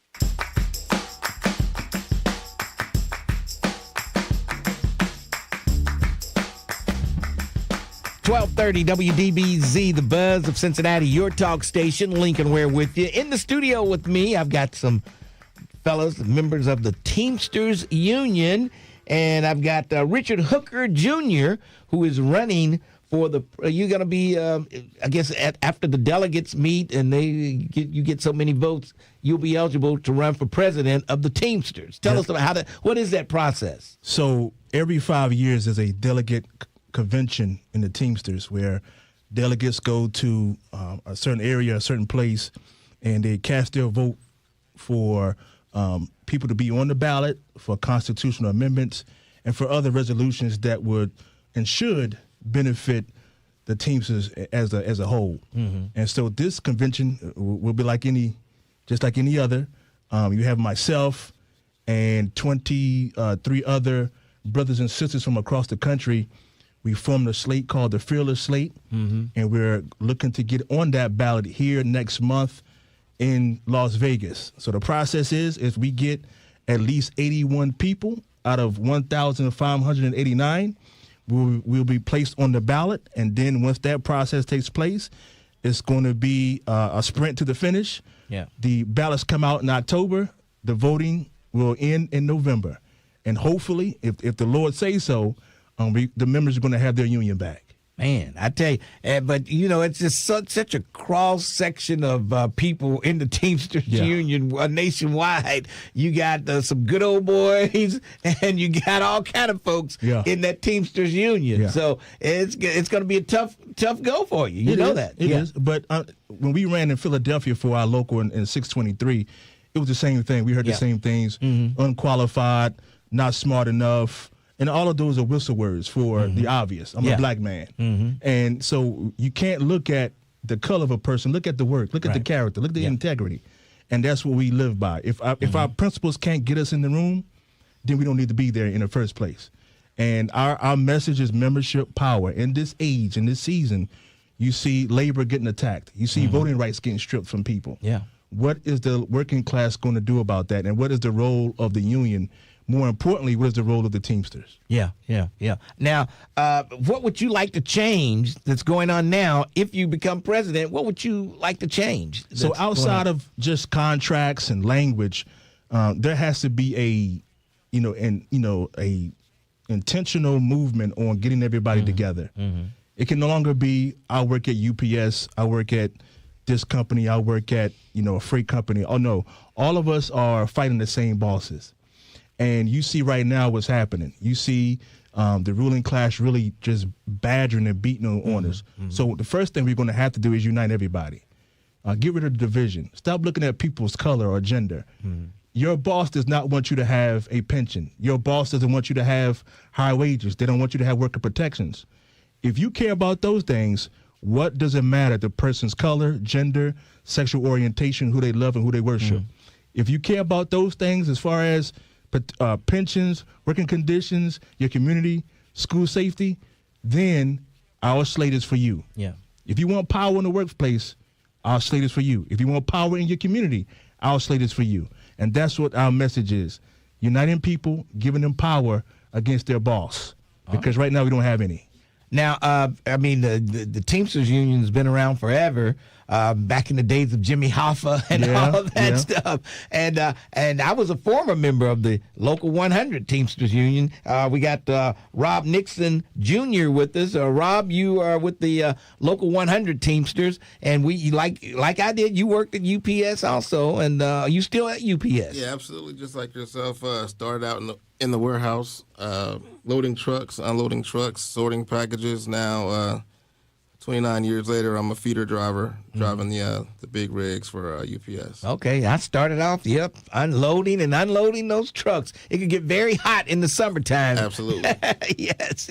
Absolutely. And so you're also running for an office, I guess. Right. So on the Fearless slate, Richard Hooker's Fearless slate, I'm running for one of the Central Region VP spots. Okay. So all you truck drivers out there, or people who work at UPS, members of the union, remember this name, Rob Nixon, and of course remember our man Richard Hooker Jr. And you're having a big convention in where is that? Las Vegas. Las Vegas. Okay, yes. Las Yes. Vegas. Yep. All right. Okay. Now, has there ever been a black even running for president of the Teamsters? No, you'll be the first. I'll be the first, but I was also the first in my own local. Okay. That actually won in 2020. And not only that, we got reelected again, and for the first time in the history of my own local in Philly, this past election that we had, nobody ran against the incumbent. That never happened before. So we are known for making history, and we're looking to do it again come June and in November. Okay. All right. I tell you, we got Andrew Hopkins in here with us. So you set this whole thing up to get him in the studio, Andrew, and thank you for doing that.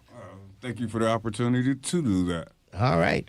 And, a lot of people listen to truck drivers who listen to this show. A lot of them drive truck. They call in while they're driving their trucks and everything like that. So, I mean, your chances are great, I think. Now, what about the guys coming over from Mexico that have to speak English, driving trucks now? They're not part of the union, are they? They're not part of the union, no. Yeah, but yeah. I don't want people to think that they are not a part or important to the working class. Those people are trying to feed their families just like we are. And to shun them or turn a blind eye to them is disrespectful for the working class people. I think a lot of times you will see people outside of our class try to make it seem like they're the problem, immigrants are the issue. No, they're not. They're trying to feed their families just like we are, and we should embrace them, not turn them away. But they should pay union dues, absolutely. too. Absolutely. Absolutely. Oh, yeah. They should be made to pay union dues just like everybody else who are out there, the members of the Teamsters Union. Do you find out there's fewer people joining the union nowadays, or these jobs are trying to keep their operations union-free, or what? Yeah, that's always going to be the case. And now you have the implementation of AI and automation. That's really going to put a strain on union jobs, because bosses are trying to eliminate the drivers. Right, they're trying to eliminate everybody. How do you feel about these self-driving trucks that they're trying to push forward now? It's not good for safety. It's not good for the working family at all. They're taking jobs away. Pensions are going to be dried up. How are we going to take care not only our kids today, but what about their kids and the kids that's coming up behind them? Yeah. And so we have to make sure that automation is not here to harm us, but here to help the working class. Yes. All right. Well, hey, good luck. I got to wish you good luck. And you got a tough road to hoe, let me tell you. I'm telling you. All right. So, folks, if you're out there, truck drivers, and you'll be able to vote eventually for your next union president, just remember the name of Richard Hooker Jr. out of Philadelphia. Yes, go ahead. And one more quick thing. We are doing for all you Teamsters out there, bring your families on through. We're having a fish fry at, let's see here, on Kemper Road in Forest Park, Kemper Meadow Park. Right next to the Kroger, right there on the corner of Winton Road. That Kroger right there on the corner of Winton Road and Kemper Road. Address is 1280 West Kemper Road, Cincinnati, Ohio, 45240. All right. That's Saturday from 11 a.m. to 6 p.m. All right. This Saturday. Sounds good. Brother Hopkins, you had something to say? Yeah, I wanted to add into that we're also doing a raffle. So if you're buying raffle tickets, your food is free. And I know people tend to like the word free. If it's free, it's for me. So I just want to make sure that was added in there. Awesome. All right. Hey, thank you guys for joining me. We appreciate it. Thank you. And good luck becoming the much. president of the Teamsters. Yeah. Yes. Oh, yeah. And a shout out to Local 100. Local 100. Teamsters Union Local 100. Yeah, I think I might still have my card somewhere. There you I go. had a little card they would give you, when you were a member of the union. All right. Thank you guys for joining me. Thank you so much. break for news. We'll come back 12:30. The Buzz. 12:30 a.m. WDBZ, Cincinnati, an Urban One station. Listen online on thebuzzcincy.com. We are 1230 The Buzz, the home of the Lincoln Ware Show. A man convicted in connection with a fatal shooting in Over the Rhine now knows his fate. Sean Bird shot 38-year-old Paris Bly late on the night of August 20th, 2024, at a location on East Clifton Avenue. Bly died at the scene. Bird was sentenced yesterday to 21 years to life behind bars. Sentencing is being ordered for a Hamilton County man convicted of killing his daughter. Franklin Thompson fatally shot 24-year-old Heather Thompson at the family's Sycamore Township home in January of last year. He's been sentenced to a term of 14 to 19 and a half years in prison. Police are investigating a Wednesday night shooting in West End. The incident happened shortly before 7 p.m. near Polar and Lynn Streets. No other details have been released. The Reds' 3-game winning streak went by the wayside Wednesday night in New York. Cincinnati lost to the Mets at Citi Field 4-2. The Reds are off tonight, but will begin a series at home tomorrow night against Atlanta. The trial of a Hamilton County corrections officer accused of assaulting a prisoner is now on hold. Jordan Anderson reportedly hit an inmate twice with a belt in November of 2025. Anderson's attorney says a plea deal with the prosecutors is a possibility.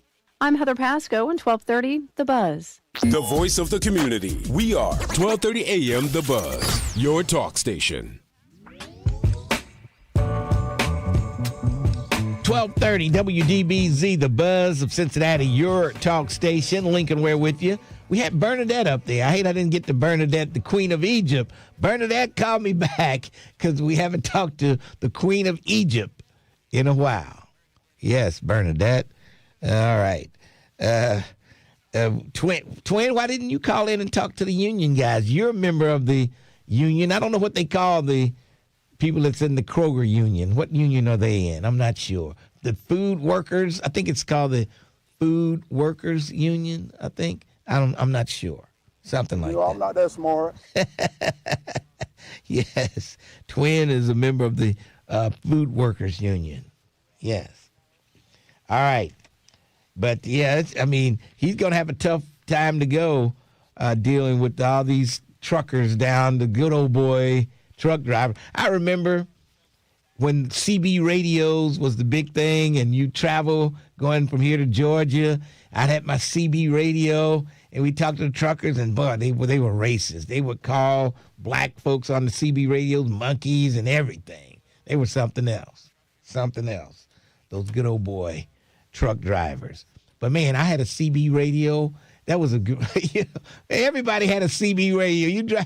It was a certain time in the 70s, and I think it was probably between 74, maybe 78, somewhere in there. Everybody in the world had a CB radio. Everybody had a CB radio. And I got mine from Radio Shack. You remember Radio Shack? I got and it was shaped like a telephone. The handset was like a telephone, and I'd be driving down the street. People thought I was talking on the phone, but it was a CB radio. My handle was the bootlegger. I don't know why I called myself the bootlegger, but what? Yes.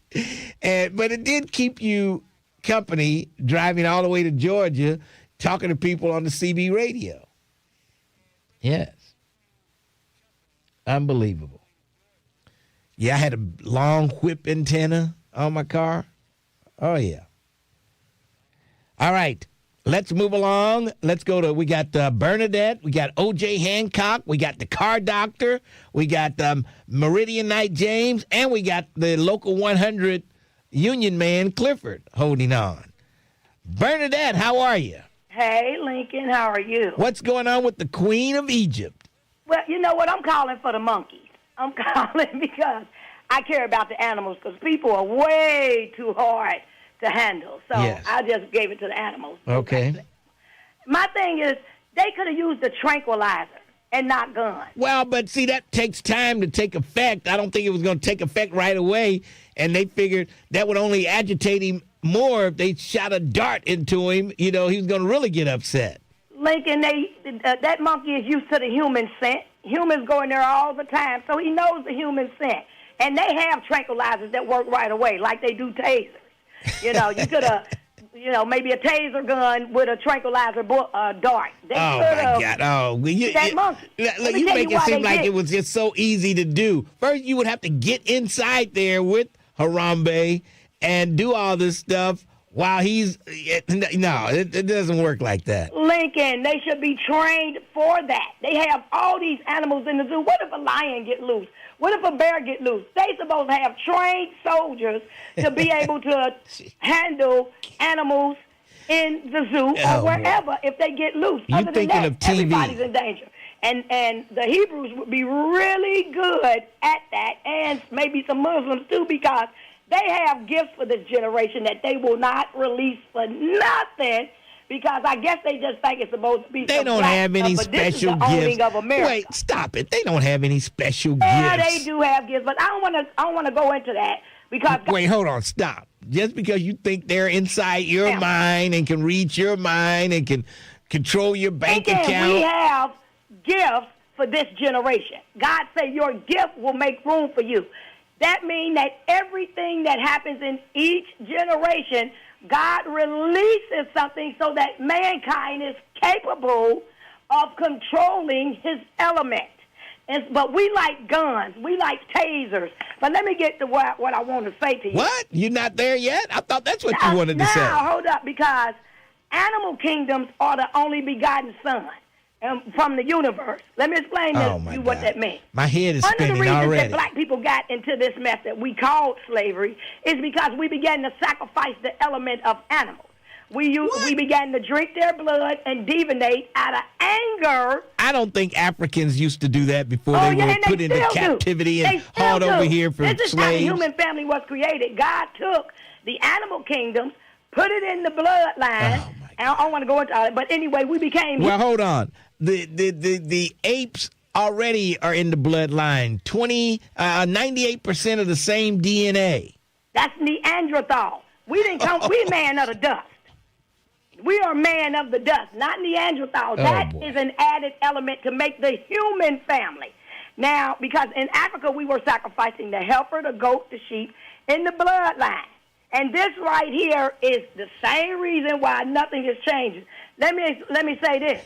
Our character attributes, our clothes, our food, everything we do comes from the animals. Animals are the first gods. God said in Psalm 86, ye are gods, all of you. That means animal totems. That's where the horoscope comes from. Sons of the Most High. That means the seasons, like the moon. Oh, Lord. Okay. Stargate. Okay. How much longer are we going through this? I got to keep it moving. Every animal you burn, hunt, kill, eat, destroy, violently kill, is the same thing happened to the human family. Harambe was killed for one reason, because it was the beginning of Adam. I ate a steak. Harambe was killed. You said... It's because it was the beginning of Adam. God said in the time of Noah, replenish the land. Mankind is hard-headed. We've been in the time of Noah for 20 years. And I'm going to say this about bringing all those nations over here to America. It would kill so many more animals, imbalance so much more element in the black nation. You think you see violence now? Oh, boy. It would be even more of a bloodbath because you haven't overturned your heart and because black people are disobedient to their assignment.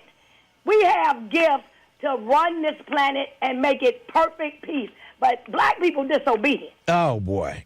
I'm not playing. And white people are not disobedient. Oh, ain't nobody say that, but we know who they are. Let me tell you something about white folk, and you might get mad at this. White people are more on their assignment than black people. White people are designed to run you to God. Oh, boy. Okay. They really are. But understanding this. Wait. You say white people are designed to run black people to God. Okay. Now, the Bishop, what was his name? Bishop Crawford, I think he said white people were put on here to be the belt for the black people. Now, I've heard that's two different stories I've heard. It means the same thing because when you understand, white folk didn't put us in slavery. God did. Ezekiel 36. Now, why would God do that? She hung up. She hung up on herself. Bernadette, why would God put us in slavery? I guess because we were disobedient. See, I picked up a few things she was saying. After my head stopped spinning, I picked up a few things she said. We were disobedient. And she said, white folks are here to run black folks to God. Where are the white women at? Okay. Oh, boy. I tell you, I just love talking to Bernadette every now and then. All right, let's go to Local 100, Clifford from Union, What's up, Teamsters man? Union Local 100. Yeah, retired. Yes. I was like the first black business agent of Local 100. Rob Nixon and Hopkins, they good men. They got an uphill battle on their hands. Oh, yeah. Oh, yeah. The good old boys, a lot of them, like the current president, Sean O'Brien, he didn't endorse Kamala Harris, and he spoke at the Republican convention, which was kind of crazy. But yeah, they got an uphill battle on their hands. That's all I say, guys. In 107 years, there was two black guys, me and this guy. Let's see, Dorian. I forgot Dorian's last name, but we were the first black business agents in the 107-year history of the union. Okay. Dorian is still an agent, still a business agent, and I had time. I had some people that didn't think that I knew what I was doing, but there were some people that didn't like me, and I got their jobs back. So, and it's just like I wanted to be a lawyer. I got to play a lawyer by getting people jobs back. Yeah. So I'm proud of what I did, and I did make a mistake, and I decided not to run anymore. But I did my best. As Stefan says, I don't give them my best. Yes, but yes. All right. I loved working at UPS for 39 years, and for 3 years I was a Teamster business agent, and I had some good people I was with. Well, the Teamsters always negotiated great contracts with UPS. I will say that. The last one though wasn't that good. No, okay.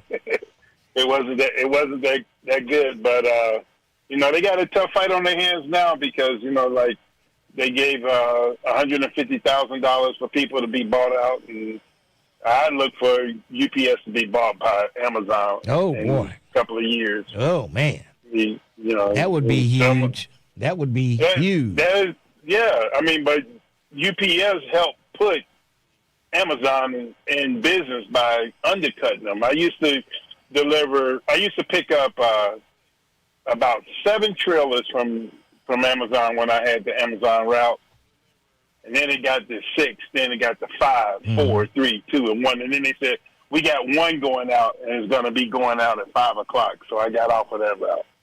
But, yeah, and, all of the returns that they get put by UPS, that Amazon does, yeah, they're loaded in UPS trailers, and UPS charges them they were charging them like $9 a day. Gee. And the racetrack down by 71, it was full of trailers and full of packages, and they were paying UPS $9 a day. Oh boy! And so, all right, well, I know. I'll see you. Have a good weekend. Hey, thanks for your call, Clifford. All right, and he's getting ready to go on a cruise, I think. Did they let you take time off from the Veteran Service Commission, Clifford? I got to check into that. No. All right, 513-749-1230. Lincoln Ware with you. And looks like the car doctor. What's going on, the car doctor? Oh, man. Oh, God, you got my head spinning from these last 2 callers, man. Boy, you have your medicine today? Golly gee. That one lady, boy, I don't understand her. Yes. I have some characters, that's for sure. Oh, definitely. What I'm calling about is tell people to stop asking you, when are you going to retire? Who's going to replace you? Now, when you and I go back a while, I don't know. and I don't remember care. all these guys Well, the ones that dead, Larry Dean, Bug Scruggs, Tom Knox, and Jockey Jack and all those guys. Oh, yeah. Who's left? You're the only one left. Who's going to get rid of you? Well, I'm the youngest one. That's why I'm the one. And well, you're the only one that can put up with the nonsense.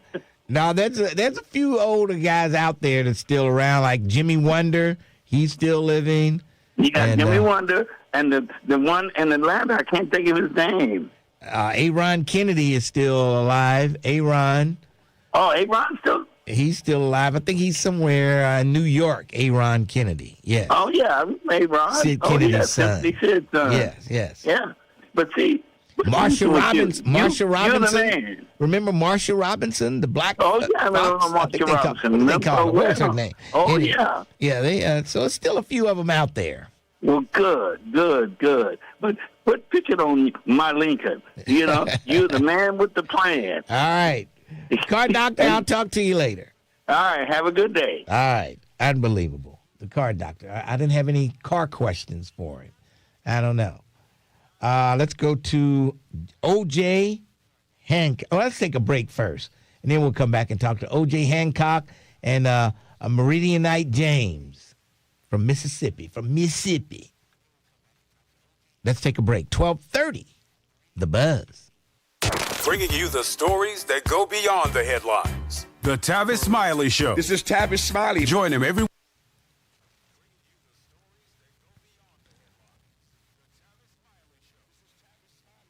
What did Tevye Strickland want to know, Jerica? That's what I want to know. He says, one of the markers of the last stage of capitalism, monopolies. Maybe they're talking about UPS. Karen Williams says, I love UPS. They take care of me now. So she must be retired from UPS. When I first started working at CIN, I was working at UPS too, the 4 to 8 shift in the morning, 4 in the morning, and then I had to leave there and go to WCIN. I had to be there by 10 because they, black stations made you work an 8-hour day. Can you imagine that? You had to work. So I had to be there at 10, even though I didn't go on the air till 3. How crazy is that? So what were you doing all that time? Commercial here and there. Oh, yeah. Really not a whole lot. Oh. Really not a whole lot. I mean, they paid you for that time. Yeah, right? Okay. Yeah. Man, I don't see anything wrong with that. You got paid for the time. But you had to be there, Yeah, well. You had to be there. But I just couldn't do that. Go in at 4, get off at 8, and then, a couple hours, then you at the station. I don't know how long I did that, but I couldn't do it too long. I said I had to make a choice. Stay at UPS or forget UPS and go on in the radio. And I made the choice to ditch UPS and go in the radio. I would have been retired by now, that's for sure.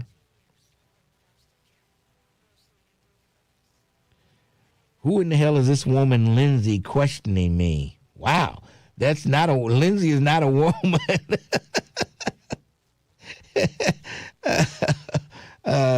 Yeah. The Don.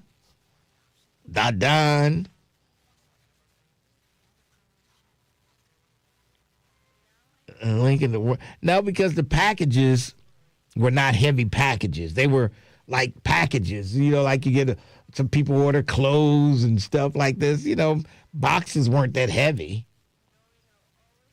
It was just stacking them up in those trucks. It was what would kill you.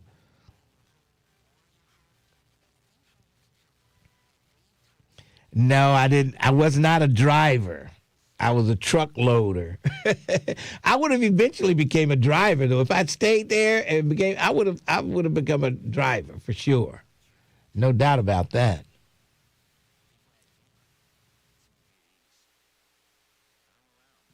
Check your phone book, newspaper, or AA.org. 1230 The Buzz. Streaming live on your computer. Log on to thebuzzcincy.com.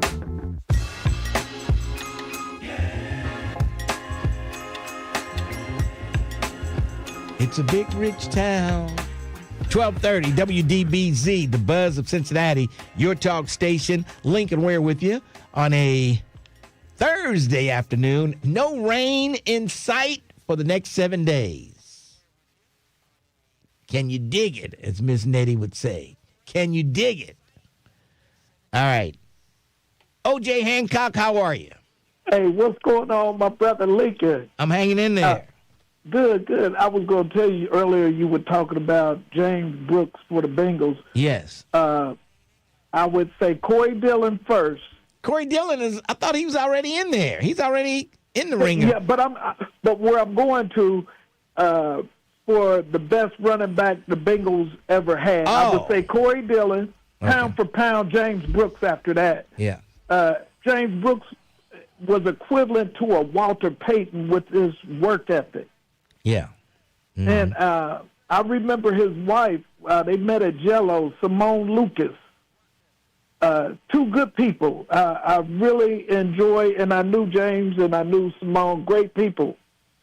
Now, I want to break the debate about this Harambe stuff. Anybody out there listening right now, if Harambe had your son or daughter in that enclosure, would you want them to take a chance with a tranquilizer gun and making him just go berserk? Because when that needle pops in, it hurts. Yeah. Like you said, to send him in rage. Yep. Now, how many people would have been willing to risk their son or daughter in that situation on a tranquilizer gun or to have him completely taken out? It's sad. Nobody wanted that to happen, but they had to do what they had to do. If that was my son or daughter, I would be 100% behind what they had to do. Last thing, you have to go down to White Castles because that's a part of retirement. Drop the S off of White Castles. It's White Wilbur Castle. Longmire used to go down there. The old-time great Wilbur Longmire. He was down there every morning. Oh, boy. And the other guy that owned the Avalon. Remember the Avalon? No, I don't think so. The Avalon nightclub right on University. Okay. Yeah, Monroe. His Monroe. He'd been around Cincinnati for years. So he was always down there. So you have to keep going with that tradition. Well, yeah, I don't know if that's how I want to spend my retirement, going down to White Castle every morning, drinking coffee and talking smack. I don't know. All right. I'll be tired. When I retire, I'm going to be tired of talking. You know what I mean? I'm not going to want to talk to anybody. Yeah, I understand. But that's why all the old-time greats out of Cincinnati, somewhere down the line, when you start sitting down there every day, every morning, you know you get ready to lead a planet. That's the last stop. Yeah, last stop. White Castle on Reading Road. Unbelievable. Yeah. So thank you again. And I want to encourage people out there to study your First Amendment right. Get some kind of recording device and keep one on you at all times. This is O.J. Hancock, and I'm out of here. All right, O.J. When you going back to Thailand? Towards November. I just don't like the cold weather too much, so I'm thinking towards November. As soon as it starts to get cold here, the leaves disappear, and it's rainy, and it gets depressing for me. So you probably to get away. Well, you probably they're waiting on you over there. You probably got your own little stock, of people waiting on you. Yeah. Did Miss Lincoln Heights? I can't even think. My mind is wrong. But I sent her a video to show you when I was down there. One of my massage friends. Okay. Yeah. So you have to ask Lincoln Heights. Lincoln Heights. Who is Miss Lincoln Heights other than Miss Nettie? I don't know who you're talking about. Miss Nettie. My mind. I'm getting old, Lincoln. I'm getting old. I couldn't remember, but I sent her a video while I was down there of that massage lady saying hi to you. Okay. All right. Okay. Have a good day. Thanks for your call. First of all, Miss Nettie barely knows how to operate her phone. She probably hasn't even opened the video. Yeah. Right. He sent Miss Nettie a video. Unbelievable. Miss Nettie still has a flip phone with the antenna that you have to pull up. Remember those? You had to pull the antenna up on the phone. After you flip it open, pull the antenna up.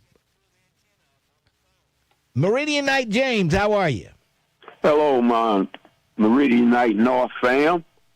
Hey, Lincoln, a couple of quick things for you. Now, going back to Dee, had you ever heard of that, what she was speaking about, bleeding for 7 days? I've heard something like that before. Right. And that's just a joke. I mean, I don't know what content she got it in, but you'll get plenty of that when you do go down to the White Castle. So that's what them guys do, sit around, jaw jank, coming up with all kind of, and that's a OS joke. I'll leave it at that, OS. Yes. But yeah, OS, I don't want to eat anything that bleeds for 7 days and get up and walk away. So she took it too serious, I think. Oh, boy. And going back to Jay Wright, now he was speaking of the Greeks. And people don't want to hear it, but that's another one of our dividers. Mm-hmm. After they put in place divide and conquer, we are keeping it in place. Because we keep dividing ourselves different places. And Greek is one of them. Mm-hmm. From the Arabs is one with the Muslim. You get into that. It's about 4 of them that I know them to go over, but I won't go over them at this time. I like to have this conversation in private. Yeah. But yeah, and also, I was with Teamsters 100 for 10 years. Oh, really? What did you work? Evendale Roadway Trucking Company. Oh, okay. All right. Yep, enjoyed them 10 years, but that would come on the heel of Reagan them trying to break the union. Yep. And they did a good job on that. And that's where the FedEx ground and UPS ground began to come up. Mm-hmm. When they came in and started taking the union jobs and whatnot. So, yeah, that was it, though. But and remember, Reagan fired. Remember when Reagan fired all the air traffic controllers? Right. That was the tip of it, right there. Right. He fired them all, man. How did people fly then when he fired them? What happened? I don't know. How did they have replacements? You just don't have a whole lot of replacements for air traffic controllers. So what happened? I can't remember what happened. I remember him firing them, but maybe he didn't fire all of them. I don't know. How could they continue to fly? And it was better at that time because the planes wasn't running into each other as much as they do now. Yes. Well, there's a lot more planes out there than there was back then, let me tell you. Well, you just answered your question. How did they make it? Yeah. Wasn't that many planes going up. So maybe so. He told them to get back to work by 4 p.m. or something like that, or you fired. Yeah. And it was the first time a president had fired a whole group of people like this. I know it. Unbelievable. All right, guys. You all have a good day. Thanks for your call, Mississippi James. I still have to call him Mississippi James. This Meridianite James. I'll be glad when they have their convention so he can go back to Mississippi James. Unbelievable. All right. Somebody said Mississippi James sounds like he drives an old Chevy pickup truck. Unbelievable. All right. Let's take a break, and then we'll come back. 513-749-1230. Lincoln Ware with you. 1230, The Buzz. Hey, y'all, what up? This your boy, Ricky Smiley. I want to drop you an invite to something a little more personal. This is Ricky Smiley on the Spot, where legends get loud, real, and sometimes a little reckless. Ricky Smiley on the Spot. No script, no rush. Just super real conversation. This ain't your average talk show. Let me thank me. Y'all want to talk about Lil Darryl? That's just a piece of it. Catch the full episode of Ricky Smiley on the Spot wherever you get your podcast and on the Urban One Podcast Network at urban1podcast.com. Looking for a career with a bright future? Attend Metro's Career Fair Saturday, June 13th from 9:30 till 4:30 at 1401 Bank Street. Metro's hiring for all operator, access driver, and maintenance positions. Tour Metro, Access, and Metro Now vehicles. Explore maintenance jobs and enjoy live music and food while learning about a rewarding career. Apply at go-metro.com/drive and move up with Metro. Why'd I go to the doctor? Working on the farm, my heart kept skipping a beat. I didn't think much of it, but my daughters made me get checked out. Turns out I have atrial fibrillation, which increases the risk of stroke about 5 times. Symptoms like irregular heartbeat, heart racing, chest pain, shortness of breath, fatigue, or lightheadedness can come and go. But if it's AFib, the risk of stroke remains. If you have symptoms, contact a doctor. I'm so glad I did. Visit notimetowait.com. Sponsored by Bristol-Myers Squibb and Pfizer. I slept in a lot of different rooms, different beds, but none of them really felt like mine. I spent 14 years in foster care, mostly in group homes. And I never had much stuff because I always had to be ready to move. Why get things if you just have to let them go? There are more than 100,000 children in foster care waiting to be adopted. The Dave Thomas Foundation for Adoption is working to help find them a forever family and a permanent home of their own. Now I have my own room with walls that tell my story. I love hanging out in here. I play dress up with my sisters and I sing and make videos. But the best part? Knowing I'll always have a place to go and a family that loves and supports me. If you have room in your home or your heart, see how you can help at davethomasfoundation.org. We are the keepers of the wild, America's original and most invested conservationists. For more than 80 years, we've been committed to conserving wildlife and the natural landscapes that define our nation. From rugged alpine ridgelines to peaceful tall grass prairies, we've supported the conservation of more than 36 of American wildlands. Our funding has led to cleaner water, fresher air, and improved wildlife habitat. From abundant fish and waterfowl populations to robust deer and elk herds, nothing is more important than maintaining wild spaces for adventurers to explore and wildlife to thrive. We are America's hunters and target shooters, stewards of the American outdoors. America's hunters and target shooters, along with firearm, ammunition, and archery manufacturers, have invested more than $46 billion to help state fish and wildlife agencies manage and protect wildlife and wildlands across America. For more information, visit outdoorstewards.org. When it comes to prescription medications, it's essential to apply safe practices to protect your health and safety. To avoid misuse and abuse, never share or borrow medication. Keep your prescriptions out of the wrong hands by storing them in a lockbox and disposing of medication properly. Finally, understand your prescription information. Don't be afraid to ask your pharmacist and doctor for help. And if buying prescriptions online, be sure to use VIPS accredited pharmacies. Learn more at awarerx.org, a public service from the National Association of Boards of Pharmacy Foundation. Laura, the guys really went to town on that leg of lamb. Yeah, thanks, Amy. I'm glad everyone enjoyed it. Something's wrong. I know you too well. Jim's company is cutting his salary, and he may even get laid off. He doesn't think we'll be able to afford the mortgage. Oh, Laura. If you think you may be in danger of foreclosure, call the National Foundation for Credit Counseling at 866-687-6322 or visit mortgagehelpnow.org. That's mortgagehelpnow.org. This has been a public service from the NFCC. 1230 The Buzz, WDBZ, a Radio 1 station.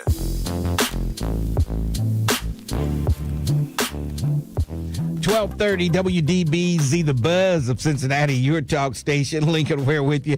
I like these people that just jump on YouTube and they try to catch up. Somebody said, did Lincoln talk about Harambe today? You missed the whole show. Yes. I started off with Harambe today. Yes. May he rest in peace. All right, let's go to Joyce. We'll come to you in a minute, but let's go to Danielle Jones-Burgess. Burgess, yes, from the AAEW Recovery to Recognize Overdose Awareness Day. Overdose Awareness Day. Danielle, what's going on? Hey, Mr. Lincoln, how you doing? I'm hanging in there. Tell us what's going on today. Well, so we had a community event that was scheduled for this Saturday that we made the executive decision to postpone because we have an opportunity to have greater impact with not just the community, but the service providers that were going to be there. Yes. So the Live Well Cincinnati 2026 event that was supposed to be this Saturday that you were going to be hosting, we are postponing until July the 10th. It will be from 11 to 3.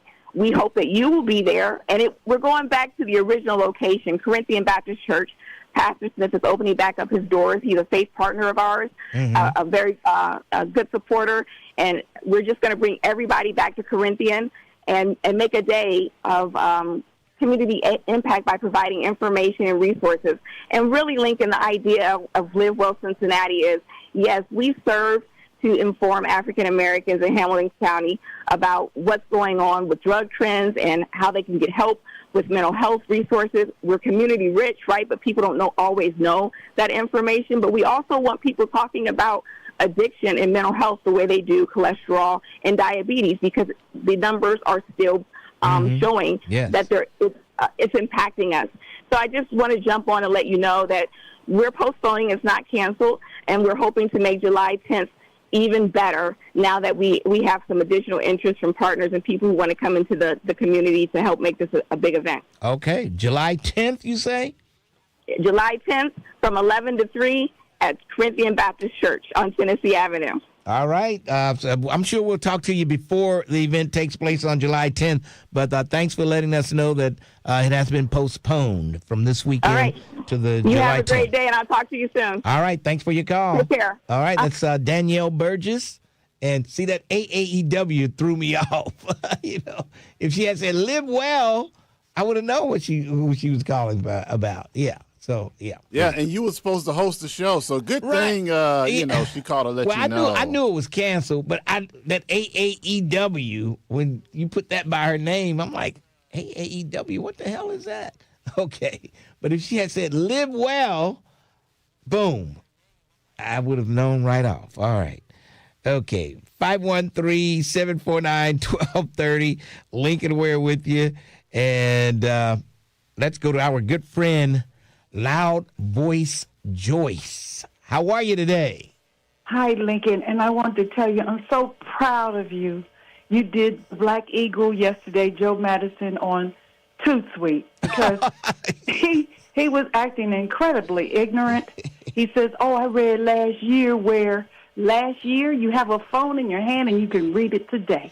And you kept reading, repeating that Juneteenth and Martin Luther King Jr. days were not going to be free at the park anymore. And he kept on trying to say something else. And why did it take you 10 minutes for that man to finally succumb to you reading what's present and he still went away not feeling confident that it was true. He can Google it, Lincoln. We don't have to care what he went away with. He went away with his brain still on drinking Kool-Aid, and no matter how much truth seeps in, he still wants to act like he doesn't know what that man is doing. Yeah. Now, the next thing this man has done, he did legalize or decriminalize or de-escalate the sentence on marijuana.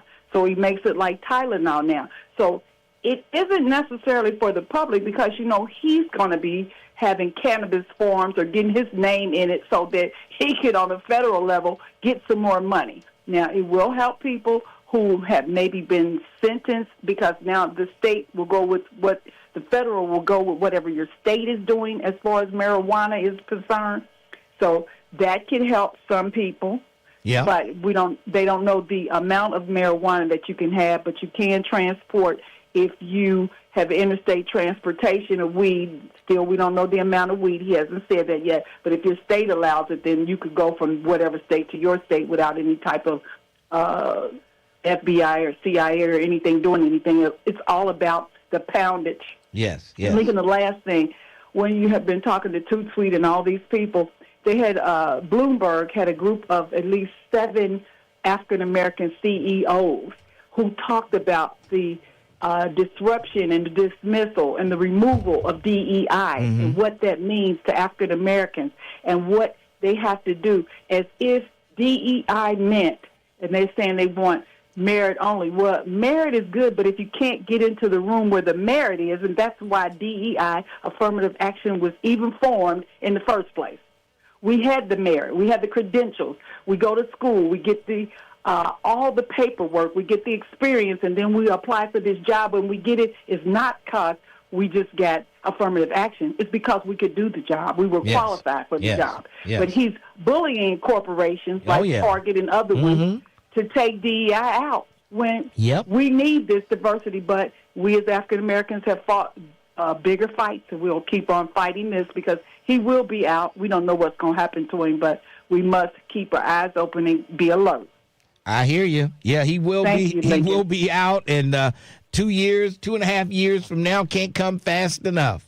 They can, and it'll probably be faster. So because he's so discombobulated, and his crew is so crazy, and Hesek and all the rest of them, it'll be sooner. But what's going to get me when he starts, like after the election is over, especially if it's a Democrat that wins the 28th presidential election, he is going to do so much damage between November and January. Yeah, it's going to be scary. As much damage as he's going to do to this country between the time of the election and the inauguration. I'll tell you. Yeah, but a Democrat is going to have to hire a whole crew of people, just like he brought in Doge. They're going to have to bring in a whole group of people to work on everything this man has done to tear up this country. So we'll be looking for it. And I just want to hear something. I'm glad that you got on too, Sweet. Yes. Continue to do your great work because, see, now you're getting on them. Like I said, don't let them get away with it, Lincoln. Fact check them in real time. All right. Thanks for your call. Okay. That's Loud Voice Joyce. In the studio with me. He was just trying to sneak out of here, and I had to catch him. Daniel Betts, head of the Cincinnati Recreation Commission, straight out of Chicago, but he's here in Cincinnati. And what's going on with the Recreation Commission? I hear the pools are getting ready to open next week. I believe it's next week. That's right, next Saturday. Lincoln, let me just start by saying, man, thank you. You're a legend. I love you. I love your show. I listen. It's always a pleasure to come back on your show and just talk to people about what we're doing in CRC. So, yes, pools officially open next Saturday. We'll be opening up playgrounds this weekend just because of the weather's going to be a lot different than it was last week where it was wet and rainy and cloudy. Horrible. And now we got some sunshine coming in, and we'll make sure that we have safe places for young people and their families to enjoy our pools. Yes. And all 24 are open, right? Yeah, all 24 of our locations are going to be open. That includes our one and single indoor location. But, yeah, all of the pools will be open. We have enough guards. We're always looking for more guards because guards leave midstream of the summer. These are young people who want to be on vacation with their families. So we're always recruiting guards. So if anybody out there looking for a job, lifeguarding or in our concessions or front desk registration in pools, it's CincyRec.org. Go to CincyRec.org or call us 513-352-4000 and just tell them you're looking for a job. Daniel Betts sent you, and we'll run you through the process. I hear you had like 800 applications, and you only had jobs for like 200. Yes, man. That's our Youth to Work program, Lincoln. So we run one of the largest summer youth programs in the city. It's called Youth to Work. That program historically has hired about 500 young people across the city in the summer to be placed in public sector, private sector, and nonprofit work opportunities. I have some people on YouTube asking questions. Someone wants to know, can you lower the price for day camps? $2,000 per child is a lot. Yeah, our rate for day camp is really under market. If you look at what private and or some general public organizations or nonprofit organizations like the YMCA, I won't do comparison shopping, but we always compare our pricing to try to be slightly below or somewhere in the middle. CRC has never been known for being out pricing. Right. So I would just ask that person to look at our the competitors out there. That's the going price nowadays. And they'll see that that's the going price for child care in the summer, Oh, man, I tell you. And, I mean, if you compare that to taking them to daycare or something, is a lot more than that over the time period. Well, and again, I get it as a parent. My kids are no longer in summer camps. They're grown adults. But I recall vividly, the expense that it required a two-person household to send kids through, whether it's after-school program and in this case summer day camp. It is costly for somebody to take care of your most precious, our kids are a value to us, right? So at the end of the day, you're going to pay, roughly $2,000 a week for that. Yeah. All right. Are you from the South Side? Yeah, I was raised and born. I was raised and born on the South Side. Inglewood, stand up. If anybody out there from Inglewood, neighborhood, or Gresham, Auburn. Those were my neighborhoods, and still have family who are in Chicago and in those neighborhoods. Yeah. Okay. All right. And you always have that step party when they come down here for the festival. We're not doing it this year, but we are going to be hosting in CRC. Like, I'm going to lead the class. I'm going to do a stepping class, one-on-one stepping, Chicago style. You can find it. You'll be able to find it on CRC's website. But there's something I'm just going to put myself out there because I love to dance. Dance is therapeutic for me, much like running or meditation is for other people. But that keeps me keeps movement going, and it also just you vibing to some Frankie Beverly or some good music, man. Ain't nothing like that. Yeah, your Chicago folks love the step. Yeah, we love the step. Yeah. I love the step. Unbelievable. And I guess you are a pretty good stepper, huh? I'm decent. I'm decent enough where I feel like I could teach a class, or else I wouldn't be doing it. And I'll be doing it in combination with my sister, who's a far better stepper than me, but moved to Cincinnati before I did, some 15, 16 years ago, and still looks for places in Cincinnati to step. Durham-born, we found some folks. There is a community here in Cincinnati that is quite impressive. So we try to get out with Durham-born and some of the other folks who are part of Elegant Steppers here in Cincinnati. They do a marvelous job in terms of introducing people to the art of dance, man. All right. Sounds good to me. Now, I wish I had been a lifeguard when I was young. I don't even know if they would let you do it at that age back when I was coming up. But that's a great job for a teenager. Yeah, lifeguards are being paid now roughly $17, $18 an hour, thanks to our city manager, our mayor, and certainly council, who approved 2 years back that increase. Has made a huge difference.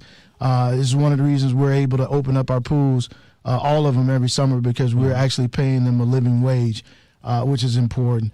But lifeguarding, we got rec specialists who are working with kids in summer camp. We got rec at night for teens this summer. That's going to kick off June the 6th. I'm excited for that because we expanded that from 2 sites to now an additional 2 more sites. So we got 4 sites across the city. On a Saturday night, young people will be able to go to a rec center and actually have a party, man. Yeah, tell us a little bit about those parties they're gonna have. Yeah, so Rec at Night, it's an award-winning. The governor gave us an award through the National Parks and Recreation and Ohio Parks and Recreation Association. We received a national award of program innovation, and so this program really is about providing a safe space during those hours where young people are known to get into most trouble. So anytime after 5 o'clock on a Saturday, roughly to 10 p.m., which is their curfew if you're under 17. So for us, it was an opportunity to create a program, listening to young people who were part of the initial pilot, and just surveying them and getting their ideas of what we should have in it. We got everything from getting their hair cut to getting the nails done to doing STEM and STEAM cell projects, from a drone class to a DJ, a party. I mean, they just rotate through various activities from 5 p.m. to 10 p.m. And we have teenagers between the ages of 13 to 17, and then we have some tweens, 11 and 12, will kind of sneak in, and we won't turn them away because we want them to be engaged too. So it's really an opportunity, man, to just, we got 200 to 250 at each one of the past locations. So we're serving nearly 1,000 kids on a Saturday night across the city in a community where we know young people are at risk, whether they're involved in criminality or not. A stray bullet doesn't have a name on it. And so we're proud and just grateful, Lincoln, to be able to provide this to our young people and families in the community. All right, I'm going to take a quick break, and then we'll come back, and we'll take a few calls. People have questions for you. Awesome. Daniel Betts, head of the Cincinnati Recreation Commission. We'll take a quick break, then we'll come back. 12:30, The Buzz. What's happening, good people? It's your cousin Trip Fontaine, and this is the Trip After Dark podcast. So I told me to go to therapy. I don't need therapy. I don't need to talk to no stranger about, what? All my stuff is wrong. One of the things I've been thinking about when we talk about safety is harm. When I talk about accountability and we talk about love, we have to consider we do each other harm. This is the Trip After Dark podcast. Listen on the Trip After Dark app and urban1podcast.com.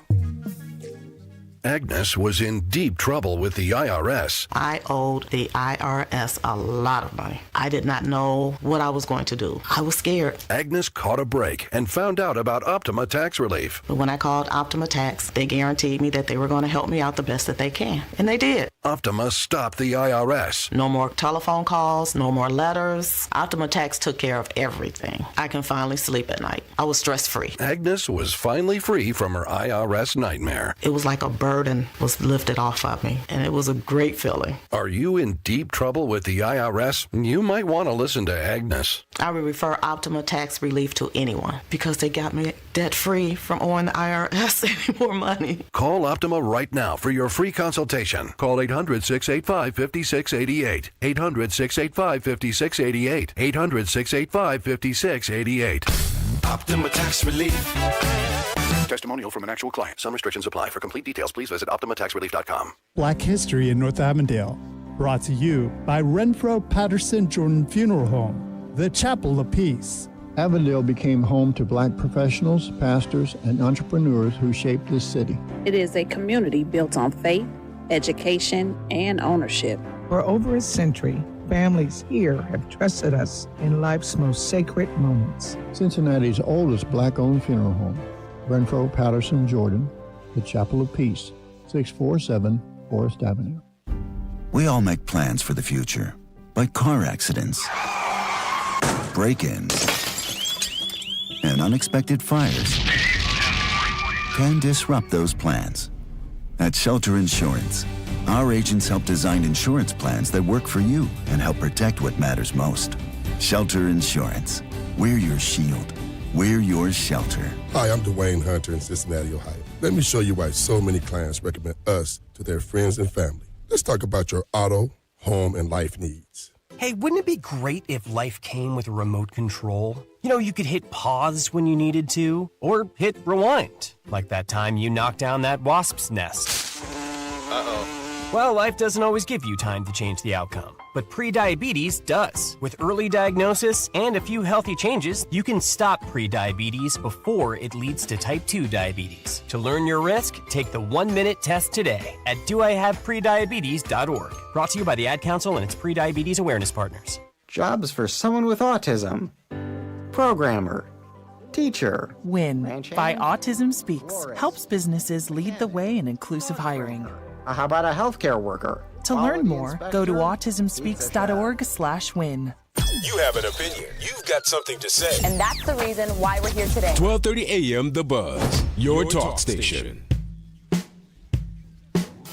1230 WDBZ, The Buzz of Cincinnati, your talk station. Lincoln Ware with you. We got the head of the Cincinnati Recreation Commission, Daniel Betts, in the studio from Chicago. But he's been in Cincinnati for how many years now? 10 years. 10 okay. years this past April. Man, yes. I tell you, okay. I'm a decade in. Everybody that comes from Chicago to Cincinnati, they don't leave. They love it here. Yeah, I do love it here. You absolutely said that right. Yeah. All right, let's go to the phones. We got some. Paul, you have a question? Hey, Link, how you doing? Pretty good. Yeah, and shout out to the real Terrence Howard, and good afternoon to you. All right. What's your question? Okay. The question is this proposed Cincinnati budget for next year, or going into this year, proposes that the city swimming pools will be cut back, pushed back 1 week, and also reduce hours across various recreation centers. And I always thought that would be an error, because I thought this would be what the commissioner brings was this revitalized schedule that he spoke to. Helps reduce juvenile crime. Yes. I want to know what the commissioner feels about that and how he would address those cutbacks. All right. Thanks for your call.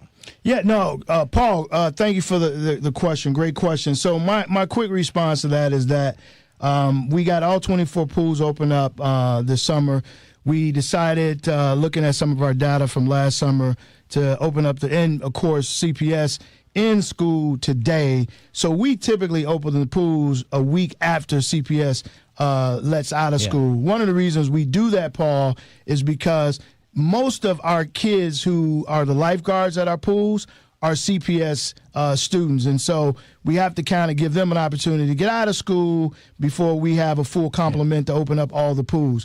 I will fight, and it's not, let me be clear, it's not a huge fight, but I will always fight and advocate for CRC, whether it's the pools and or our rec centers, because I'm close to the work. I know the impact the work makes on young people, adults and seniors across our city. And I'm a product of a rec center. It was a rec center in Chicago. It wasn't here in Cincinnati. But the reality is that what's impacting our community by way of youth violence and criminality is impacting communities across the country. And so for that reason, Parks and Recreation typically is that quality of life department that addresses those issues.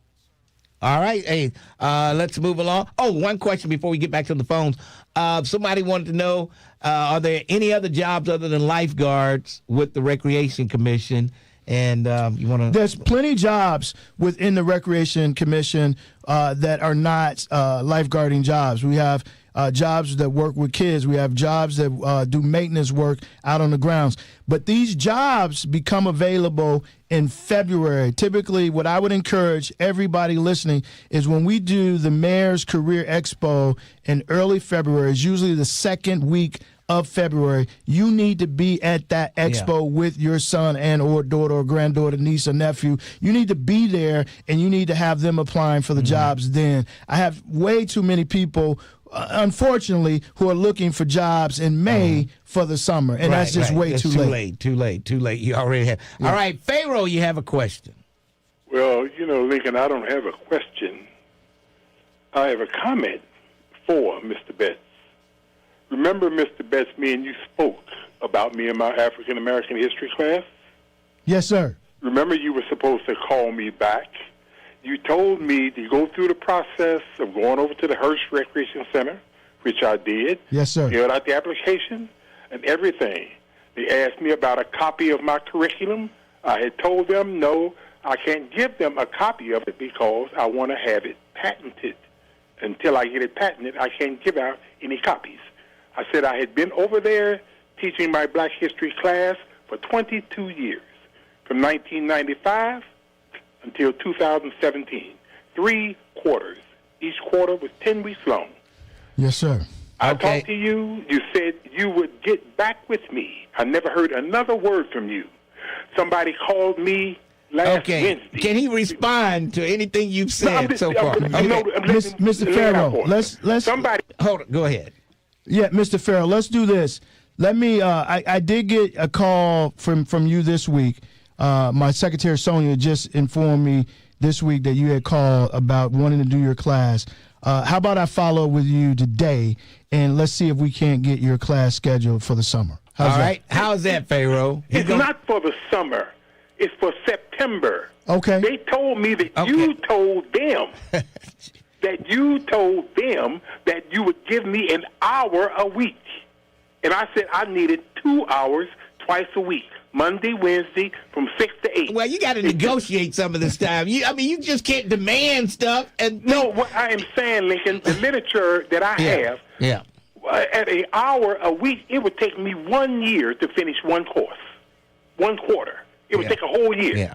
But we do it like 3 months. Well, okay, he's going to call you back, Pharaoh. I'm running out of time. He's going to call you back today. Now, if he doesn't call you back today, I know you'll call me Monday, and you'll tell everybody. Okay, all right. Thanks for your call, Pharaoh. I appreciate you. Thank you. You got to negotiate this time, Pharaoh. It's free, I guess. I don't know. Does he have to pay for it? No. And I think, this is minor in terms of, major for him in terms of maybe feeling like I didn't follow up with him. But and I respect that. I think, my goal is always to follow up with, our citizens and constituents. Mm-hmm. I'm not perfect, obviously, but I will follow up with him and we'll get him going. All right. It's not a problem. That sounds good to me. So, folks, if you want your kids working at the Recreation Commission and any of the rec centers, you got to go in February. Yeah, you got to go to the Mayor's Expo in February. It's the second week. We announce it way in advance on our website. Go to our website just to get the information in terms of when it is. But show up for that with your son, daughter, niece, nephew, because what will happen is they'll be introduced to not just CRC, but they'll be introduced to private sector job opportunities, nonprofit job opportunities for folks who are in the city and the region that are hiring for good jobs. All right, Daniel Betts, always great having you here. You got to come back more often. Yes, I do. Okay. And thank you for having me. I appreciate it. Anytime. Thank you for stopping by. That's going to wrap it up for me. Reverend Al Sharpton is coming up next. I'll see you Monday morning. No, tomorrow morning. I'm thinking today is Friday. I'll see you tomorrow morning at 10 a.m. right here on 1230, The Buzz.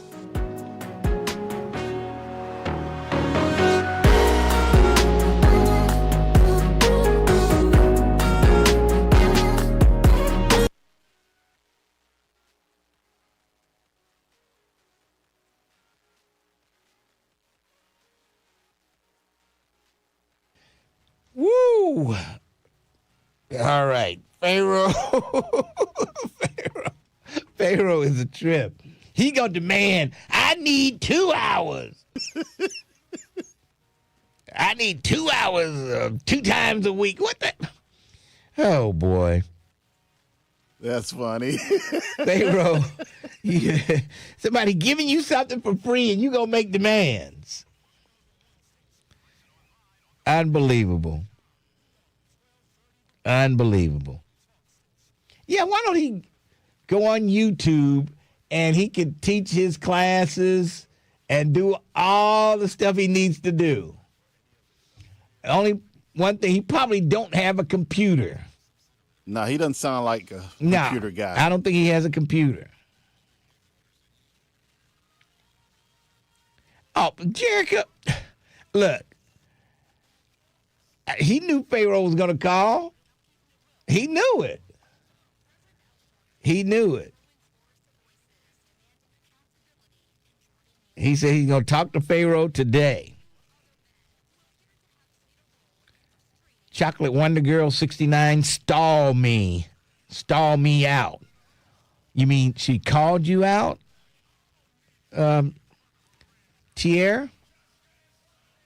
Who is that chocolate girl, Wonder Chocolate Girl, whatever she calls herself? Who is she? Chocolate Girl Wonder.